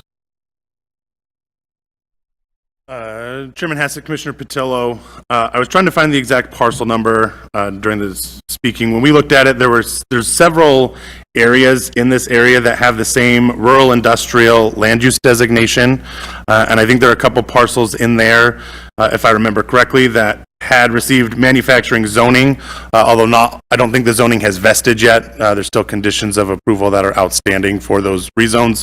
So as far as actual uses in their area, there are commercial uses. There are not industrial uses that are actively being used, but there is similar zoning and there are similar land use designations. So this wouldn't be spot zoning. Repeat that question. So this wouldn't be spot zoning. Given the other zoning in the area, no, but like I said, there's not existing industrial uses. Okay, thank you. I'd like, again, a question of staff again. If this were rezoned to the MX zoning, that will run with the land even after the life of this project? Chairman Hassett, Commissioner Rugi, that is correct. I know we did have a similar, or we had another solar project in a different part of the county that came in after the moratorium.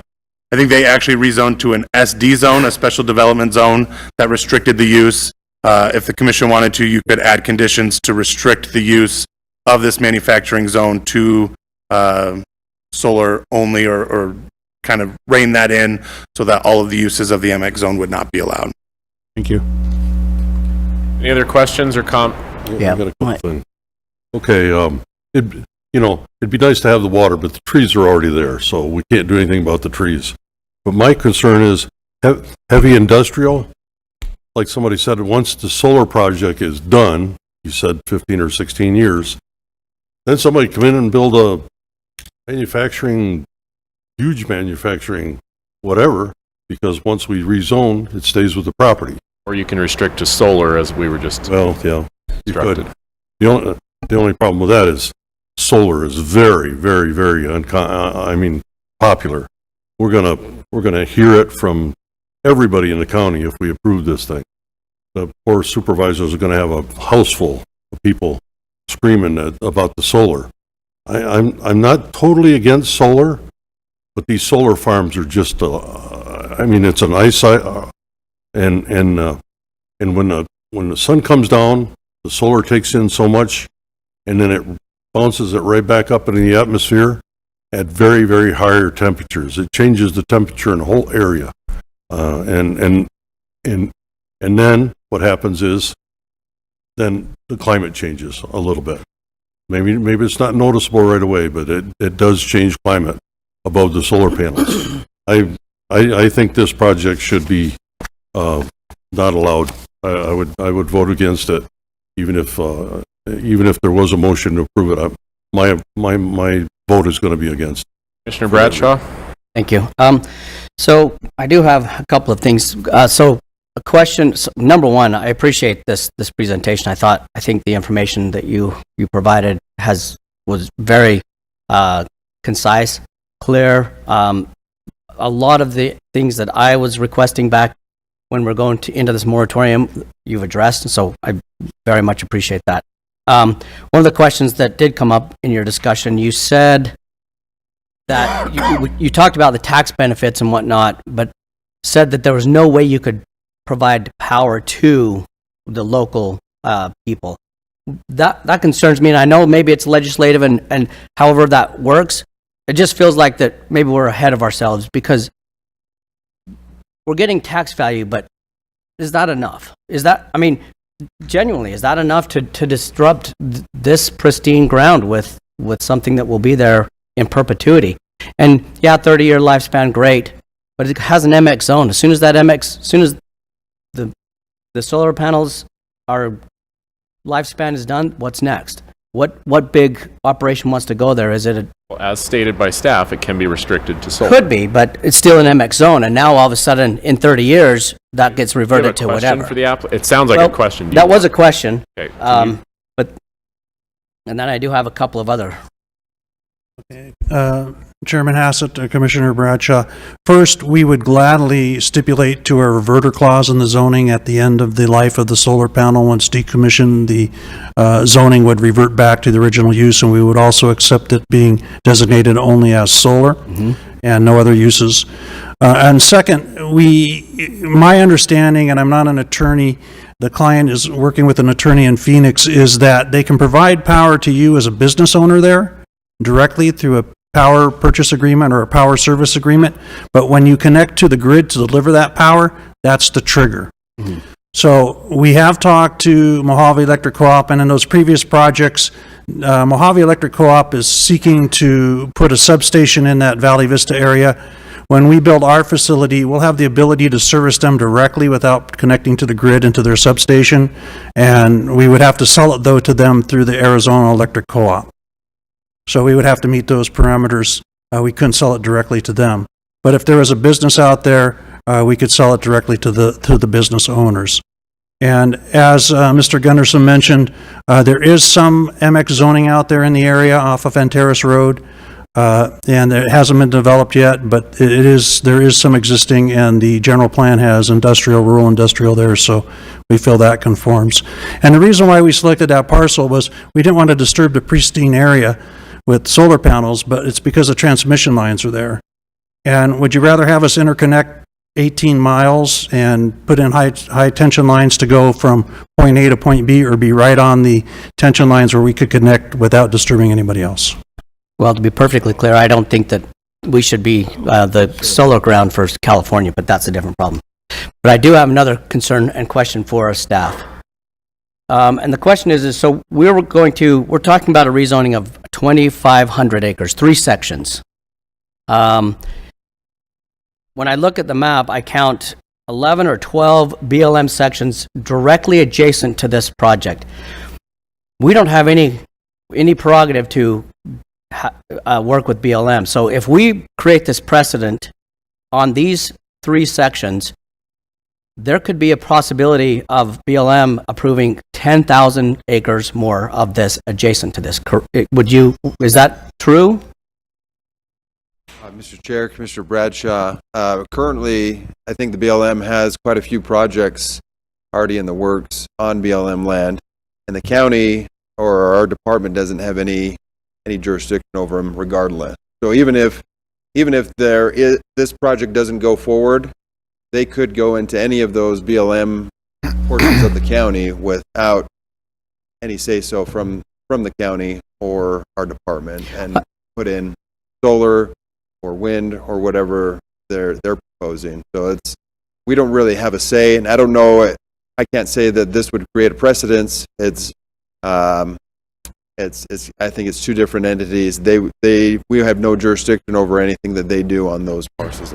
Well, maybe I'll say it differently. It creates availability because now you've got 2,500 acres producing this green energy that then now the adjacent property owners want to do the same thing. And so that concerns me because it could turn into more than 10,000 acres of solar. I have a question. Vice Chair Gillette, yep. This may be redundant, and you may have already answered these questions, but I would like to know for sure, who owns this property?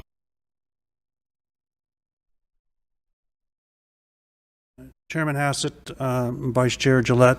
It's owned by a family hedge fund out of San Francisco that bought the property. Mm-hmm. They're developing it with a company called Ante Vista, which is the developer of the project. But it's a U.S. owned. They're not getting any Biden dollars. They're not taking any energy tax credits. And if I could just briefly talk to Commissioner Bradshaw's comments, is that if we did go to BLM property and develop it, then the county would not get the water savings.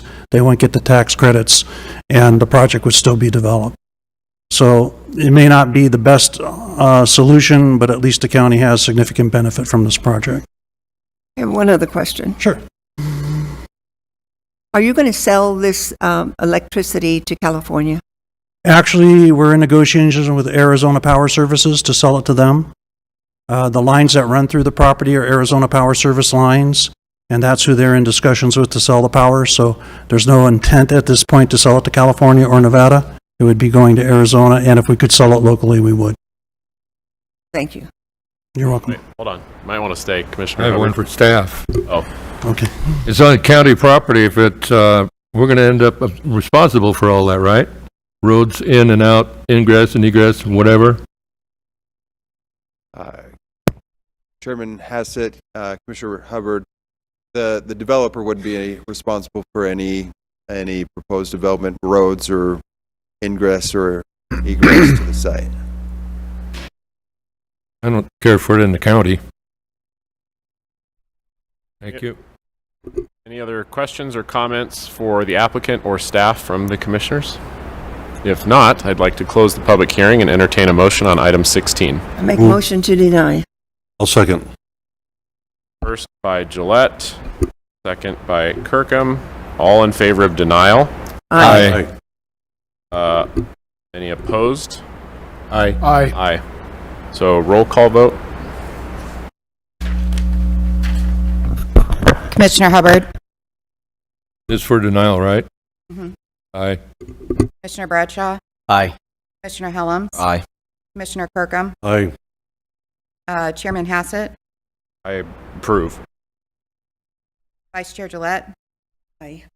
Commissioner Patillo, I would approve this project. Commissioner Martin, 2 nays. Aye. Commissioner Ruge. I would approve it. It's 3 nays. 6-3. Motion's denied. No. Motion carries for denial. Oh, I'm sorry. Whoops. Motion carries for Motion denial. carried. Sorry. I dropped out of law school. So, do we need to, 15 is tied to 16, correct? Chairman Hassett, it is a second application. I defer to the applicant if they wanted to continue forward with the next item. Chair Hassett and Commissioners, we'd appreciate a vote on it up or down, just so it can go back to the client and tell them the result. We don't need to speak again because the talking points are all the same. Save Understood. Commissioner's time. Thank you. Okay, item 15, Vicky.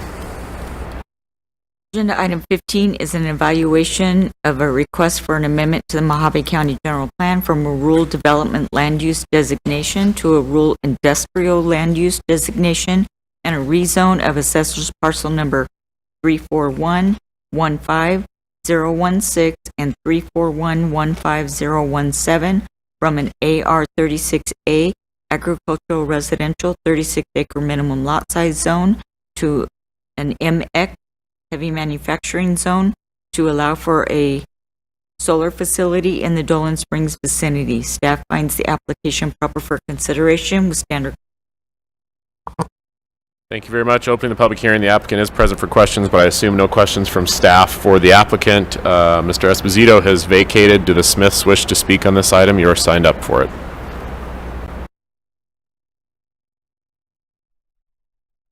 Name and address for the record, please. Jody Smith, 8032 North Old Trails Highway, Hackberry.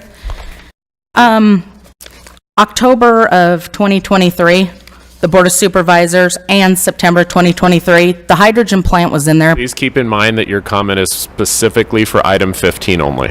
Okay. And no interaction is available by staff or... Okay, I'm just saying those meetings, I can't mention those, but it was for a solar array and the hydrogen. Your comment on 15 would be much appreciated. My comment on 15, I am definitely opposed. Thank you very much. Thank you. Ms. Smith?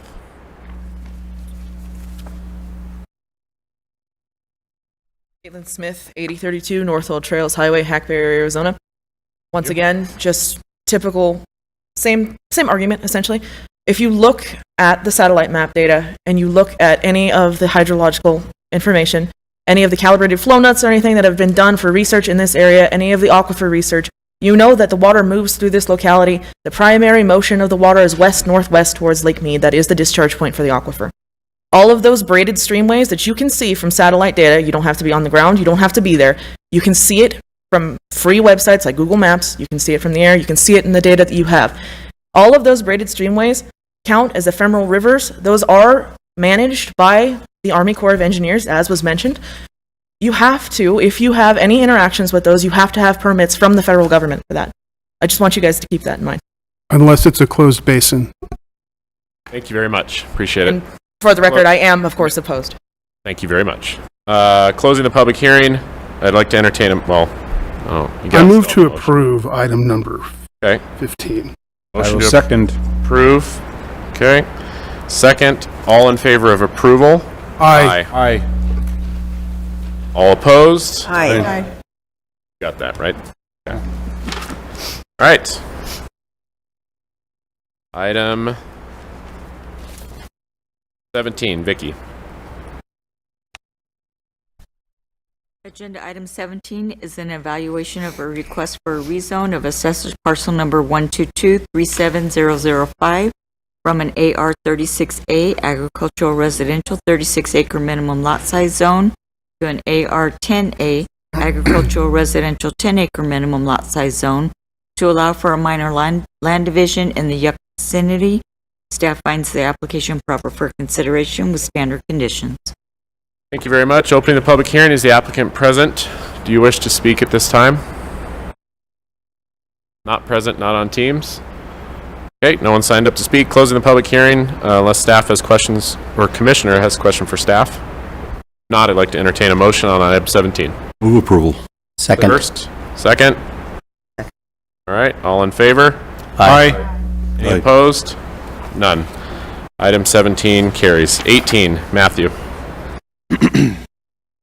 Item number 18 is an evaluation of a request for a petition of exception to allow for sidewalks on one side of the street for 50-foot right-of-way sections, and allow for a 10-foot path in lieu of sidewalks for the 70 and 84-foot right-of-way sections, and for a waiver of the requirement for streetlights for the DL Ranch Subdivision Tract 3717, proposed subdivision of assessors parcel numbers 120, 07, 097, 098, and 099 in the Havasu Heights vicinity. So this item was sent over to Public Works, and they had no objection to the requested petitions of exception. And staff finds that the application is proper for consideration. Perfect, thank you very much. Opening the public hearing, is the applicant present? Do you wish to speak? Just available for comments? Come on up. Perfect.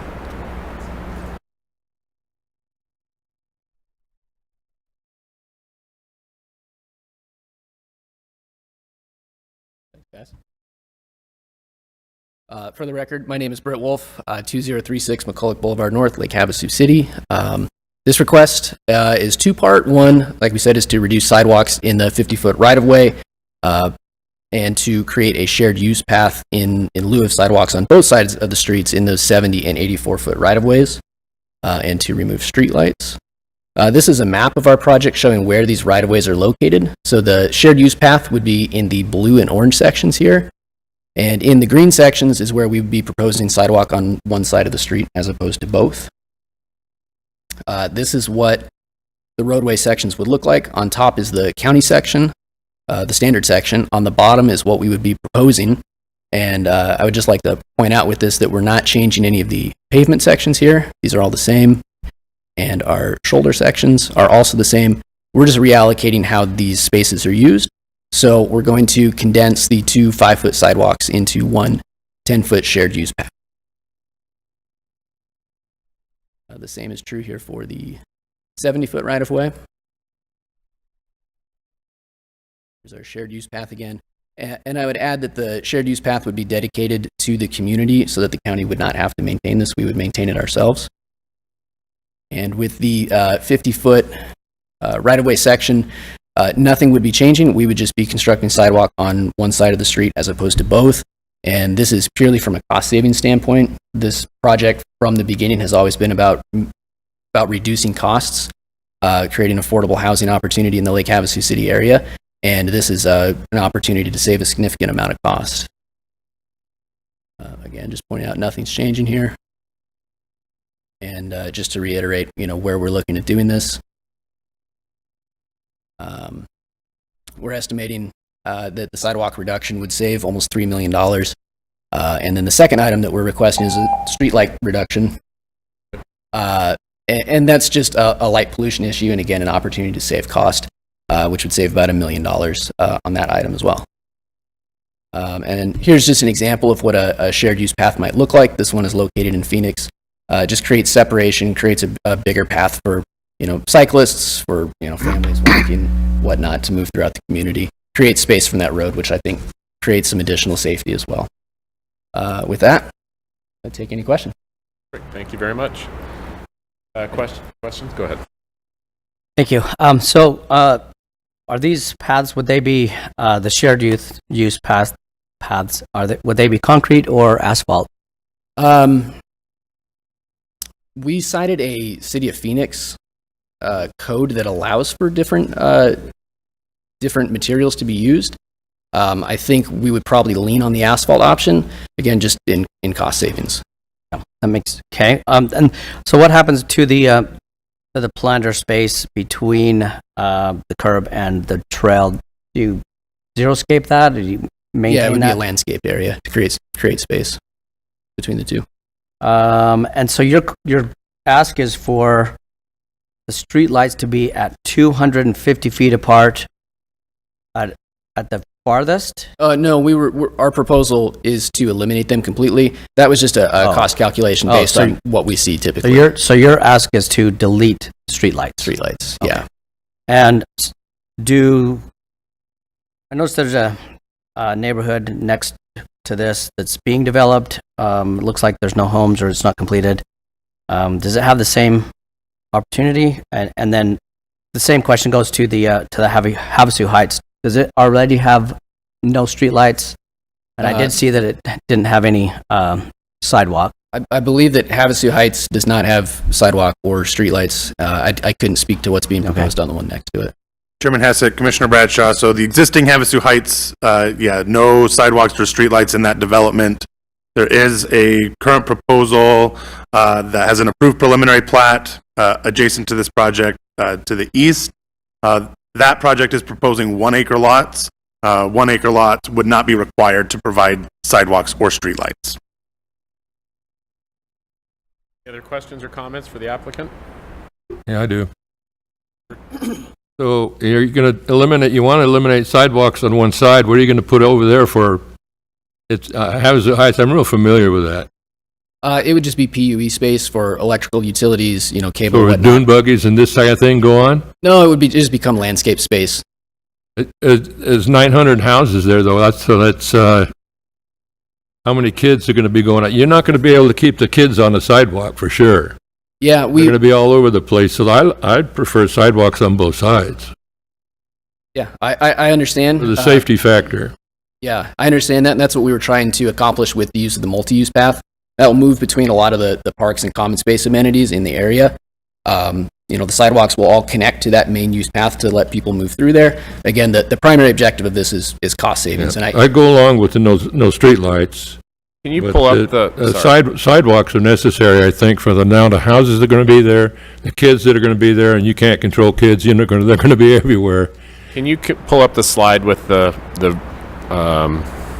what they did in Phoenix? This is an old slide. It doesn't slow the. Last time we saw this, we wanted a second access, but that's another story. I'm just going for this right now. I think we need sidewalks on both sides. I'll add a little bit to this. I'm a cyclist in nature. Both my undergrad and master's were paid through cycling, and these common trails they're more common than you think they are. Yeah. Shared use sidewalks Yes. like that. Yeah, absolutely. I don't see this being an issue with keeping kids in line. I mean, all of Southern California, all the way to the beaches and waterways, there's trails. The kids are going to be on the middle of the street riding. So Hopefully. let's be honest, the sidewalk's not going to stop them. Well, that's another issue. Vice Chair Gillette, question for applicant. I have a question. I understand that Lake Havasu City needs low-cost housing for the people who work there. And I approve of the fact that you're trying to keep the costs down so that these can be low-cost housing. However, the problem we have had with this is that it starts out low-cost housing, and then people buy them up and start renting them, and they are no longer low-cost housing. So my question is, who's going to be selling these houses? We have a local realtor, but to prevent that from happening, we are going to restrict so that LLCs will not be buying these homes. It will be single-family buyers that would need to do that. We're not going to allow renting. This isn't going to turn into VRBOs, Airbnbs. This is for homeowners in Lake Havasu. Can you do that?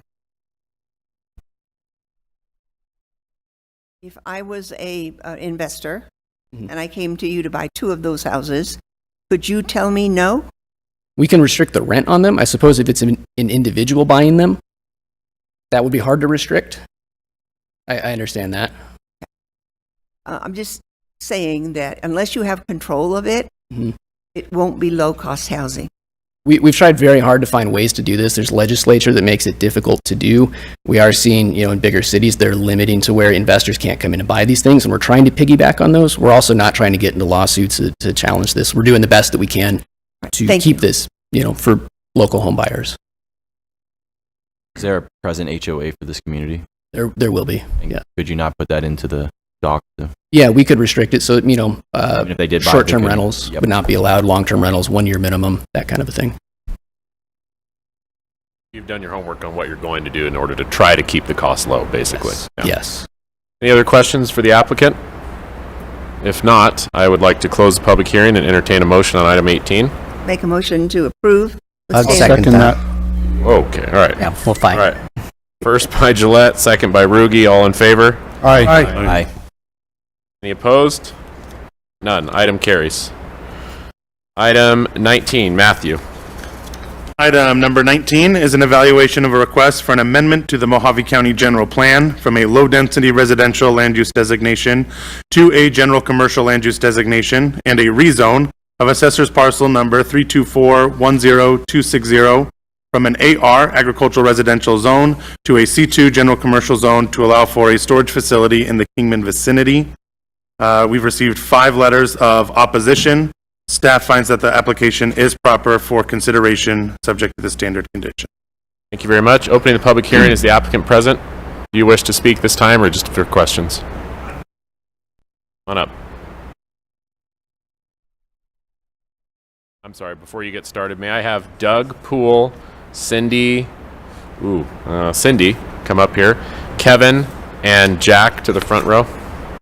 Go ahead, sir. Name and address. Yeah, my name is Randy Perry, Kingman, 3147 Daphne Avenue. I originally did this as a storage facility for my toys, but then things changed, and now I want to use it for my business, for Kingman Plumbing. The street right there on that corner there's a restaurant right next to me, which is commercial. I'm right off of Gordon. There's a lot of traffic that goes around that corner. I put up a block wall to mitigate the wind and all that, and they said I needed a 7-foot privacy fence, so I did that. And I've done everything that we've talked about at the county, in the meetings with Matt. And it's just that property would not be sufficient for residential. The traffic is just too much there. I'm actually doing the county a favor by being the buffer for the community. That's it. Any questions for the applicant? Thank you. Jack? Oh. Well, unfortunately, there's only one Jack signed up. Jack Earhart. Yeah, I've done this. Oh, okay. Well, Next door neighbor. I'll get through these and then I'll call you up here. So, Mr. Earhart? Hi. Jack Earhart, 4105 North Adams Street. Lived in Mojave County 45 years, on Adams Street for 17. I'm a past community planning director, so I know my business, and was on the planning and zoning for Bullhead City when Kathy was on staff.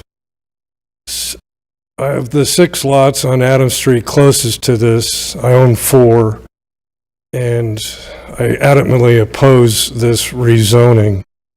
This applicant isn't and hasn't been truthful. As soon as he finished building, could you put a picture of the building up there so these guys can see the 250-foot long garage, supposedly, that he put on this property? And he's operated his plumbing business out of it ever since he finished it. From my living room, I look right directly to this project. The traffic is not that bad. He doesn't front any paved street at all, and he's been operating on county property in front of it. That only partially shows the 250-foot long building he put there. I've asked staff to provide, or asked the applicant to provide to them a drawing that would show how it would be compliant for commercial application, and it's not possible. The building is set to where, if you show a site plan, that it couldn't be commercial. There's no room for parking, water retention. When you put a 250-foot long building on it, you pretty well set yourself up to how it's going to be. So the whole neighborhood's opposed to it. You've got letters against it and ask that you deny it. Thank you very much. The next person will be Doug Poole, but prior to that, just a real quick question. For them to do commercial, after this gets done for the zoning change, there's certain requirements that will need to be met in order to achieve that, right? It doesn't just stop here. Chairman Hassett, that's correct. So the next, if the zoning gets approved, they'd have to do a site plan that would have to be approved. A reference to parking comments and things like, okay, thanks. Mr. Poole? Hello, my name is Doug Poole. I live at 4140 North Irving. My family and I own 5 properties on Irving, with the closest being only 700 feet away. We have lived there over 35 years, and we are against the zoning change. He has already been turned down once by planning and zoning, and then lied to the county to get the permit for the storage, only to open a plumbing store. He has no sewer. He didn't extend the sewer line down. It is available. They would not give him a water meter because of that. So he's operating a business now with no sewer, no facilities. If he does get the zoning change, will he comply with all the rules? He hasn't complied this far. Is he just going to keep operating without doing the site improvements? I imagine he has to do curb and sidewalk, parking, handicap parking, extend the sewer line down, get a water meter, get electric hooked up. Is he going to comply with those at that point? He's shown that he hasn't complied to this point. And then what if he sells this building down the road a year from now, 2 years now? What business under this zoning would be allowed to come in there? I don't think it's good for our neighborhood. He said it doesn't lend itself to a house. There's no reason why a house couldn't have been built there. The adjacent property is a restaurant, but it's on Gordon. It's not on Powell or Irving or Adams, and their access is off of Gordon. That's all. Thank you. Thank you very much. Cindy?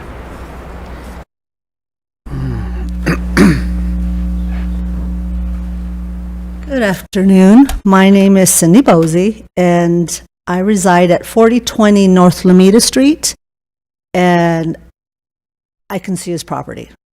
He's in my backyard. I did submit some photos when I dropped off my letter. Unfortunately, I left those on my table, but I do have a couple of photos on my phone if I'm allowed to show that, if that's necessary. First of all, I really want to oppose I'm against this spot zoning change. As I said, I reside in a 1-acre, 2-home dwelling on 4020 North Lameda Street, directly behind Mr. Perry's proposed rezoning request from AR to commercial C2. So he can continue to run and operate a plumbing business.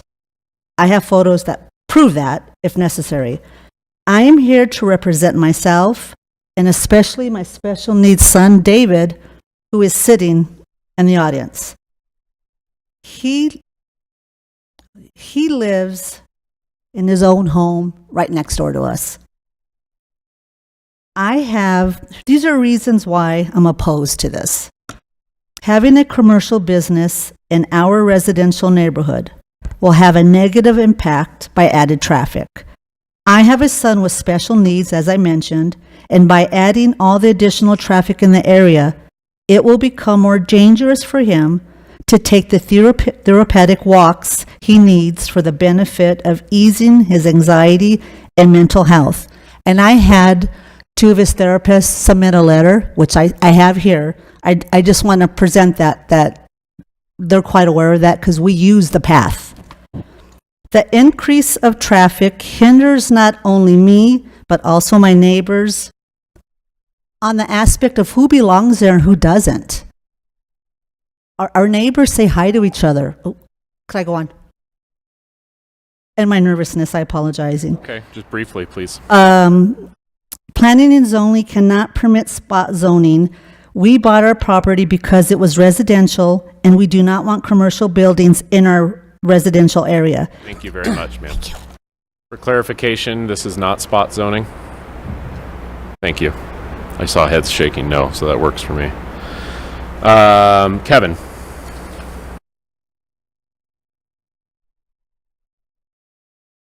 Good afternoon. I'm Kevin Burgess. I reside at 2614 North Apache Drive. I also have a place at 4215 North Irving Street, right down the street from this proposed change, and I am definitely against this zoning change. I don't believe that I that it is beneficial to not only the people that live there, but any future people that may decide to come in to have a commercial piece of property put in the middle of this residential property that is there. And like Mr. Earhart said, Mr. Poole said, there has been a plumbing business being run out of this property for the last year. And I've called the county numerous times on this, and they assured me that it wasn't, but it is. The other thing that I want to bring to the address is the flow of water that has been changed, the natural flow of water that has been changed.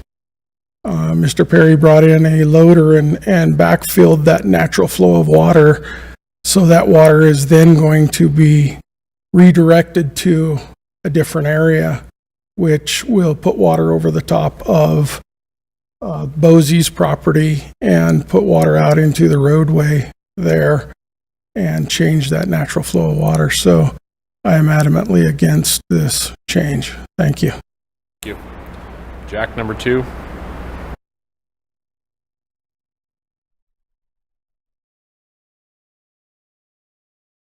My name is Jack Turton. I co-own the property and live on the property at 4045 North Adams. I have the access to Adams Street right next to the property in question at this time. Since the beginning,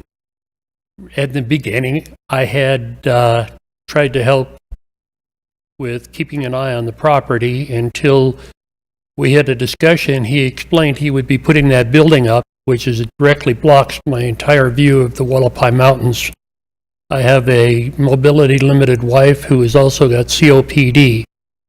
If they start putting construction equipment in there, or if he decides to sell and say puts in a wrecking yard or something in there, we would have to move. There's no way my wife could take the chemicals. I'm also I also have CLL, leukemia, due to chemicals. And the probability of it getting even worse from that is there. He stated he wouldn't put the building where he did put it less than 2 weeks before he set the pad. Because we discussed it. I was trying to be friendly, be a good neighbor. It's lowered the value of our property. My stepson, who I co-own the property with, plans on building a house there, having the additional traffic, having things next door that could be dangerous to kids. He's got 2 very young children, one of them 2 years old, another one 6. And I'd appreciate just considering this. The businesses that are already in the area have been there for a while. Were there before we bought. We would not have approved them. And I get a constant smell from the restaurant. Thank you very much. Makes my wife ill. Thank you. Staff, do you have the ability to check any complaints that have come in regarding the property for alleged commercial plumbing use? That's what I was going to ask. Oh, sorry. Mr. Chair, absolutely. We have received complaints on this property, and our code enforcement team has inspected the property. I don't doubt that they are not running a business from this property. Our issue is that we haven't been able to find evidence that we could take to court. So one would be any signs or postings saying, hey, that we're running a business out here, or online advertising. There are multiple vehicles on the property all the time. And I don't doubt they aren't running a business there, but we just don't have the evidence to be able to prove it. We have been in contact with the owner, and this is one of the remedies, is to change it to commercial. So he's taken this step to change it to a commercial property. We continue to monitor this site to see if we can get any evidence, and we've asked any of the residents in the area if they have any evidence of business operations on the site, please provide those to us. But we've been in contact with the owner to be able to get it into compliance. We continue to monitor it, and one of the remedies is to change it to commercial. And with that, they would have to comply with all the requirements of some of the concerns were that there's drainage issues.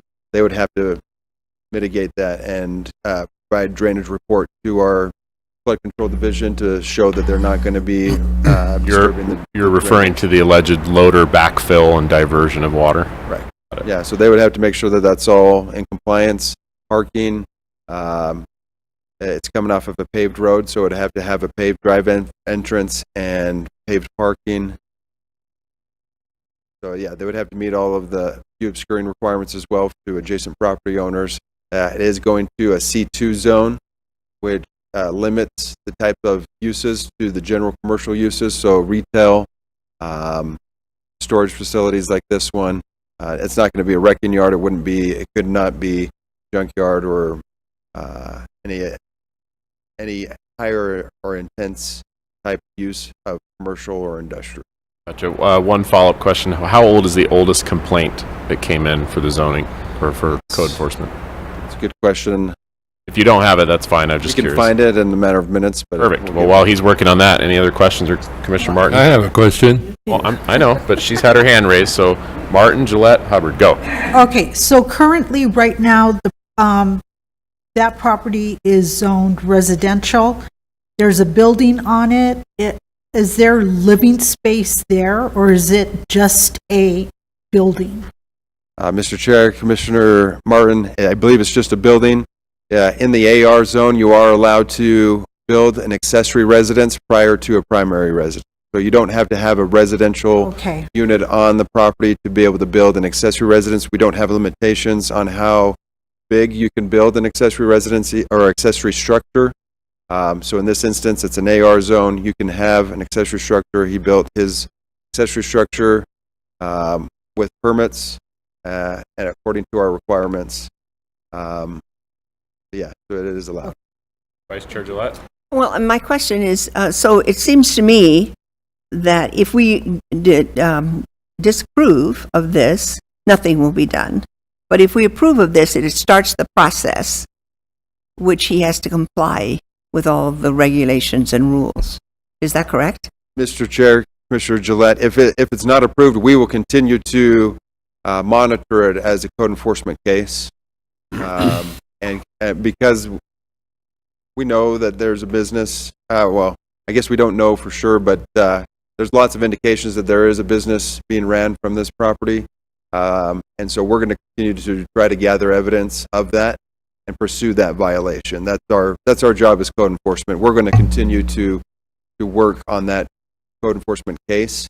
So if disapproved or if denied, we will continue to work that case. But if approved, we will work with them to bring it into compliance. Well, my concern is more with the fact that he supposedly covered up the natural drainage. So with a residential property, there is no standards for drainage.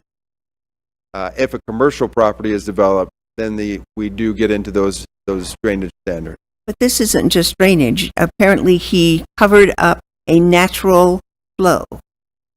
Yeah, and if that's the case, and that we haven't received a complaint on that, but if that is the case, if he's changing the flow from his what comes into the property and where it goes out, then that is a code enforcement case that we would pick up with our flood control, and that is not allowed. That is correct. Thank you. Okay. Did I hear that this building was built and there's no utilities, not even water for fire? How did he get a permit for just building with no utilities? Mr. Chair, Commissioner Hubbard, it's a residential accessory structure does not have those requirements. No water for case of fire in a warehouse or anything? It's for our purposes, it's a residential garage, and so it's not required. But if it turns into commercial, he would have to comply with all the commercial building permits. Correct. Bradshaw? Yes, thank you. So I am looking at the ownership map, and it appears, number one, that he doesn't actually have actual access, legal access to a paved street. Number two, there is a street that is dedicated to the the county, it looks like this county-owned property to the east of this property. So how does that work into this conversation? And to be fair, I'm not comfortable approving this without some resolution to that. I know that this is a bigger problem. Looks to me like the whole neighborhood has kind of concerns, but I'm really concerned about approving this without dealing with that existing right-of-way / existing roadway that do not match. Yeah, Chairman Hassett, Commissioner Bradshaw. So we looked into this when the application came in. So in this area, when it was originally platted, Adams Street connected all the way down to Gordon. And so there's dedicated right-of-way for that roadway that was dedicated on that plat. That right-of-way has never been abandoned. So there is legal access to the property on that Adams alignment.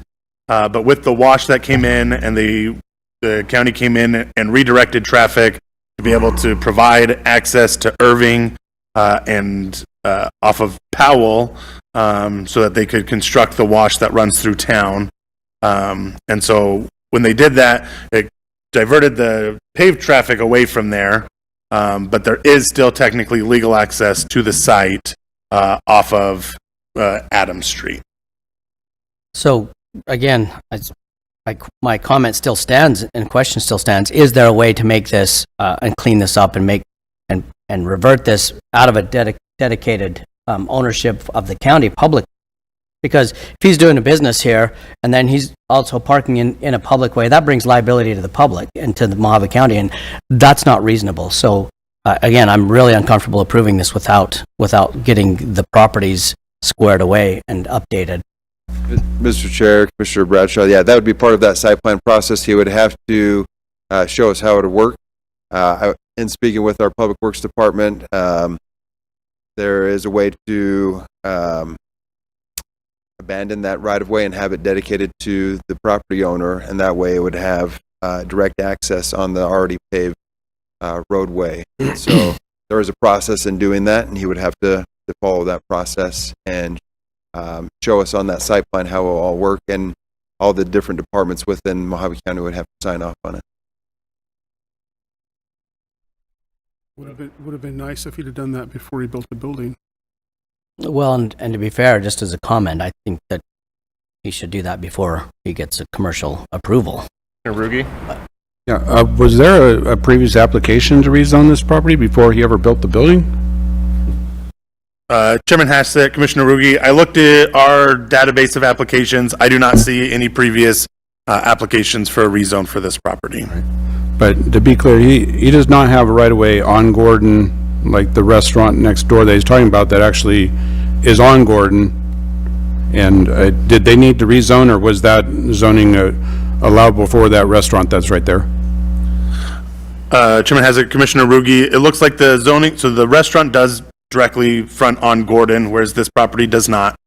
The property for the restaurant was rezoned for the restaurant back in 2017. I think it was originally a Mexican restaurant. Right. All right. And there's no restrooms, there's no water, there's no power?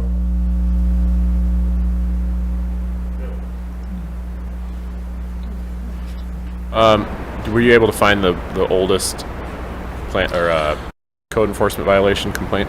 Yeah, Chairman Hassett, the initial inspection by code enforcement was done back in May of 2024. May of 2024. When you say inspection, are they granted? I guess the property owner would have to allow them to go inside. Yeah, so typically a code enforcement investigation is going to be done from the right of way, looking at the property. Mm-hmm. Worth of vest or something. My question's for you. Are you running a business out of there? No, I was running a storage building. Hold on.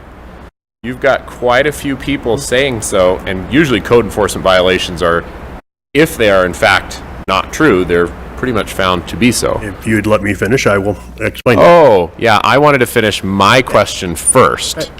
Go ahead, sir. I did it as a storage building, okay, so I could build it myself, and it was just for storage. It was for toys originally. My situation changed.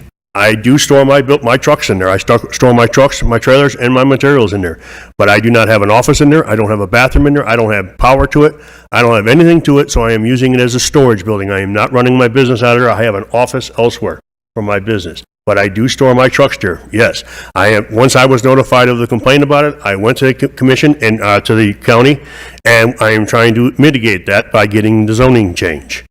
All right, I am trying to do that, and the building is 100-foot long. It's not 250 feet long. It's 100-foot long, and it was built as a storage building, and that's what I use it as. I store my trucks and my trailers in there. Yeah, I do not park on county property. All the property that we park on is mine. My property is surrounded by a road that goes completely, almost 3/4 of the way around my road, around my property. So it would not be residentially suited. And it is agricultural, residential agriculture, and I was told I didn't have to build a storage building. I didn't have to change the zoning. All right? I didn't have to. If I have to do something for compliance in moving forward, I will do that if I can afford it. As it is, they said I needed a 7-foot privacy wall around the property. I did that. And you don't realize how big of an acre of land is until you put a block wall around it and they give you the bill. All right, I did that. I have the gates coming up so I can close it off as we had talked about with the zoning. I'm doing that. My address is off of Adams Boulevard. It's not off of any other street, and I don't know why they ever addressed it off of Adams, because it shouldn't have been. But it's off of Adams, but I have a road that goes completely around my property. So I have access off of Adams, but there's no pavement now because I didn't know which way we were going with it. But if I have to put pavement in it, I will. All right, I also did, on the one wall that goes up the Powell right there, my property line is a foot off of the road. I didn't bring the block wall all the way up to it because it would mitigate people's ability to view the street as they went around the corner. I kept it 40 foot back. I didn't have to, but I did, as a courtesy. I'm trying to do what is right by the county. I'm trying to get everything in. Thank you.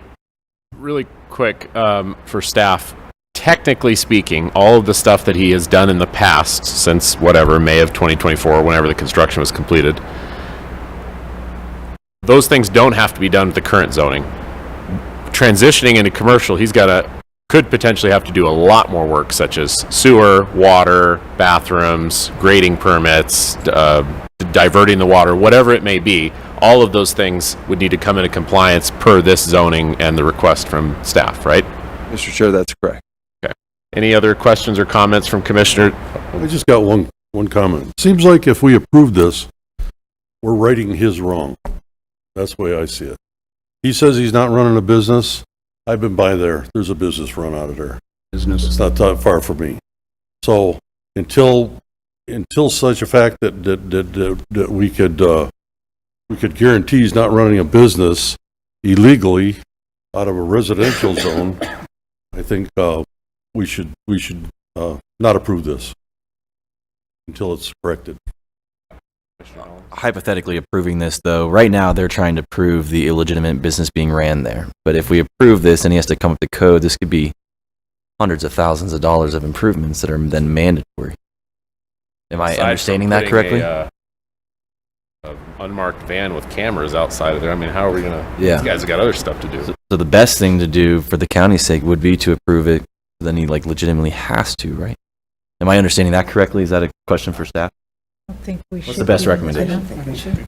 No, you got. Hold on. They already gave the recommendation. It's already in there. Read the form. Let's not get into a big thing. I actually have, so I have a question for staff, if I may. Would this, so there's a lot of half-width roads here and that concern me about operating a new business in this location.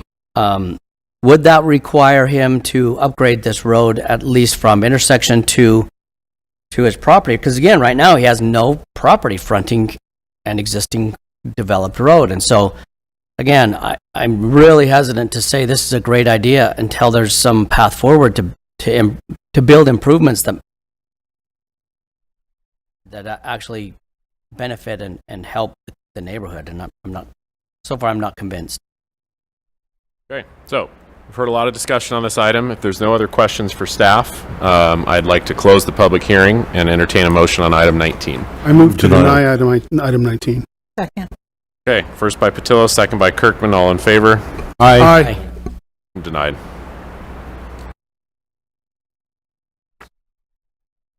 A request denied? Yeah, you did it right. Okay, cool. Item 20, Melanie. Item number 20 is an evaluation of a request for a rezone of assessor's parcel number 332-24015D from an AR5A agricultural residential 5-acre minimum lot size zone to an AR2A agricultural residential 2-acre minimum lot size zone to allow for a minor land division in the Kingman vicinity. Staff finds that the application is proper for consideration, subject to the standard conditions.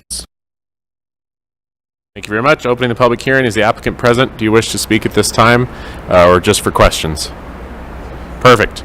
No one else is signed up to speak on this item. Does any commissioners have any questions for the applicant or staff? If not, I'd like to close the public hearing and entertain a motion on it. I actually do have a question. Commissioner Bradshaw? For applicant? Well, yeah, the question, we'll see. So we're going from 5-acre to 2-acre, and again, I'm looking at the neighbor. There's a few of them that are. I don't see any 2 acres within a neighborhood, and I agree there are some that are over in the next adjacent properties. I just don't see anything that's that big. I believe there is one at the very end of Parker, which I think it's the corner of Parker and Ruth. One man owns a large parcel, but I believe with the map that they gave me, there is a 2-acre included on that. It's a 2-acre that encompasses his whole, I don't know what the rest of it is, but there's a 2-acre at the end of that. And then just 2 streets, I'm trying to figure out northeast. So it would be east of Parker. There are several lots that are 2-acre parcels there that are actually up for sale right now. That's how I know that there are 2-acre parcels. Nothing further. You have a question for staff on that one, or? No, I think that. Any other questions or comments for the applicant from commissioners? If not, I'd like to close the public hearing and entertain a motion on item 20. Make a motion to approve per staff's recommendation. First by Gillette. I'll second that. Second by Ruge. All in favor? Aye. Any opposed? Motion carries. Thank you very much. Thank you. 21, Cassidy. Evaluation of a request for a rezone of assessor's parcel number 254-39061 from an AR-10A agricultural residential 10-acre minimum lot zone to an AR-5A agricultural residential 5-acre minimum lot size zone to allow for a minor land division in the Kingman vicinity. Staff finds the application proper for consideration with standard. Perfect. Thank you very much. Opening the public hearing. Is the applicant present? Do you wish to speak at this time? Any comments or just available for questions? Perfect. Questions or comments from commissioners for the applicant or staff?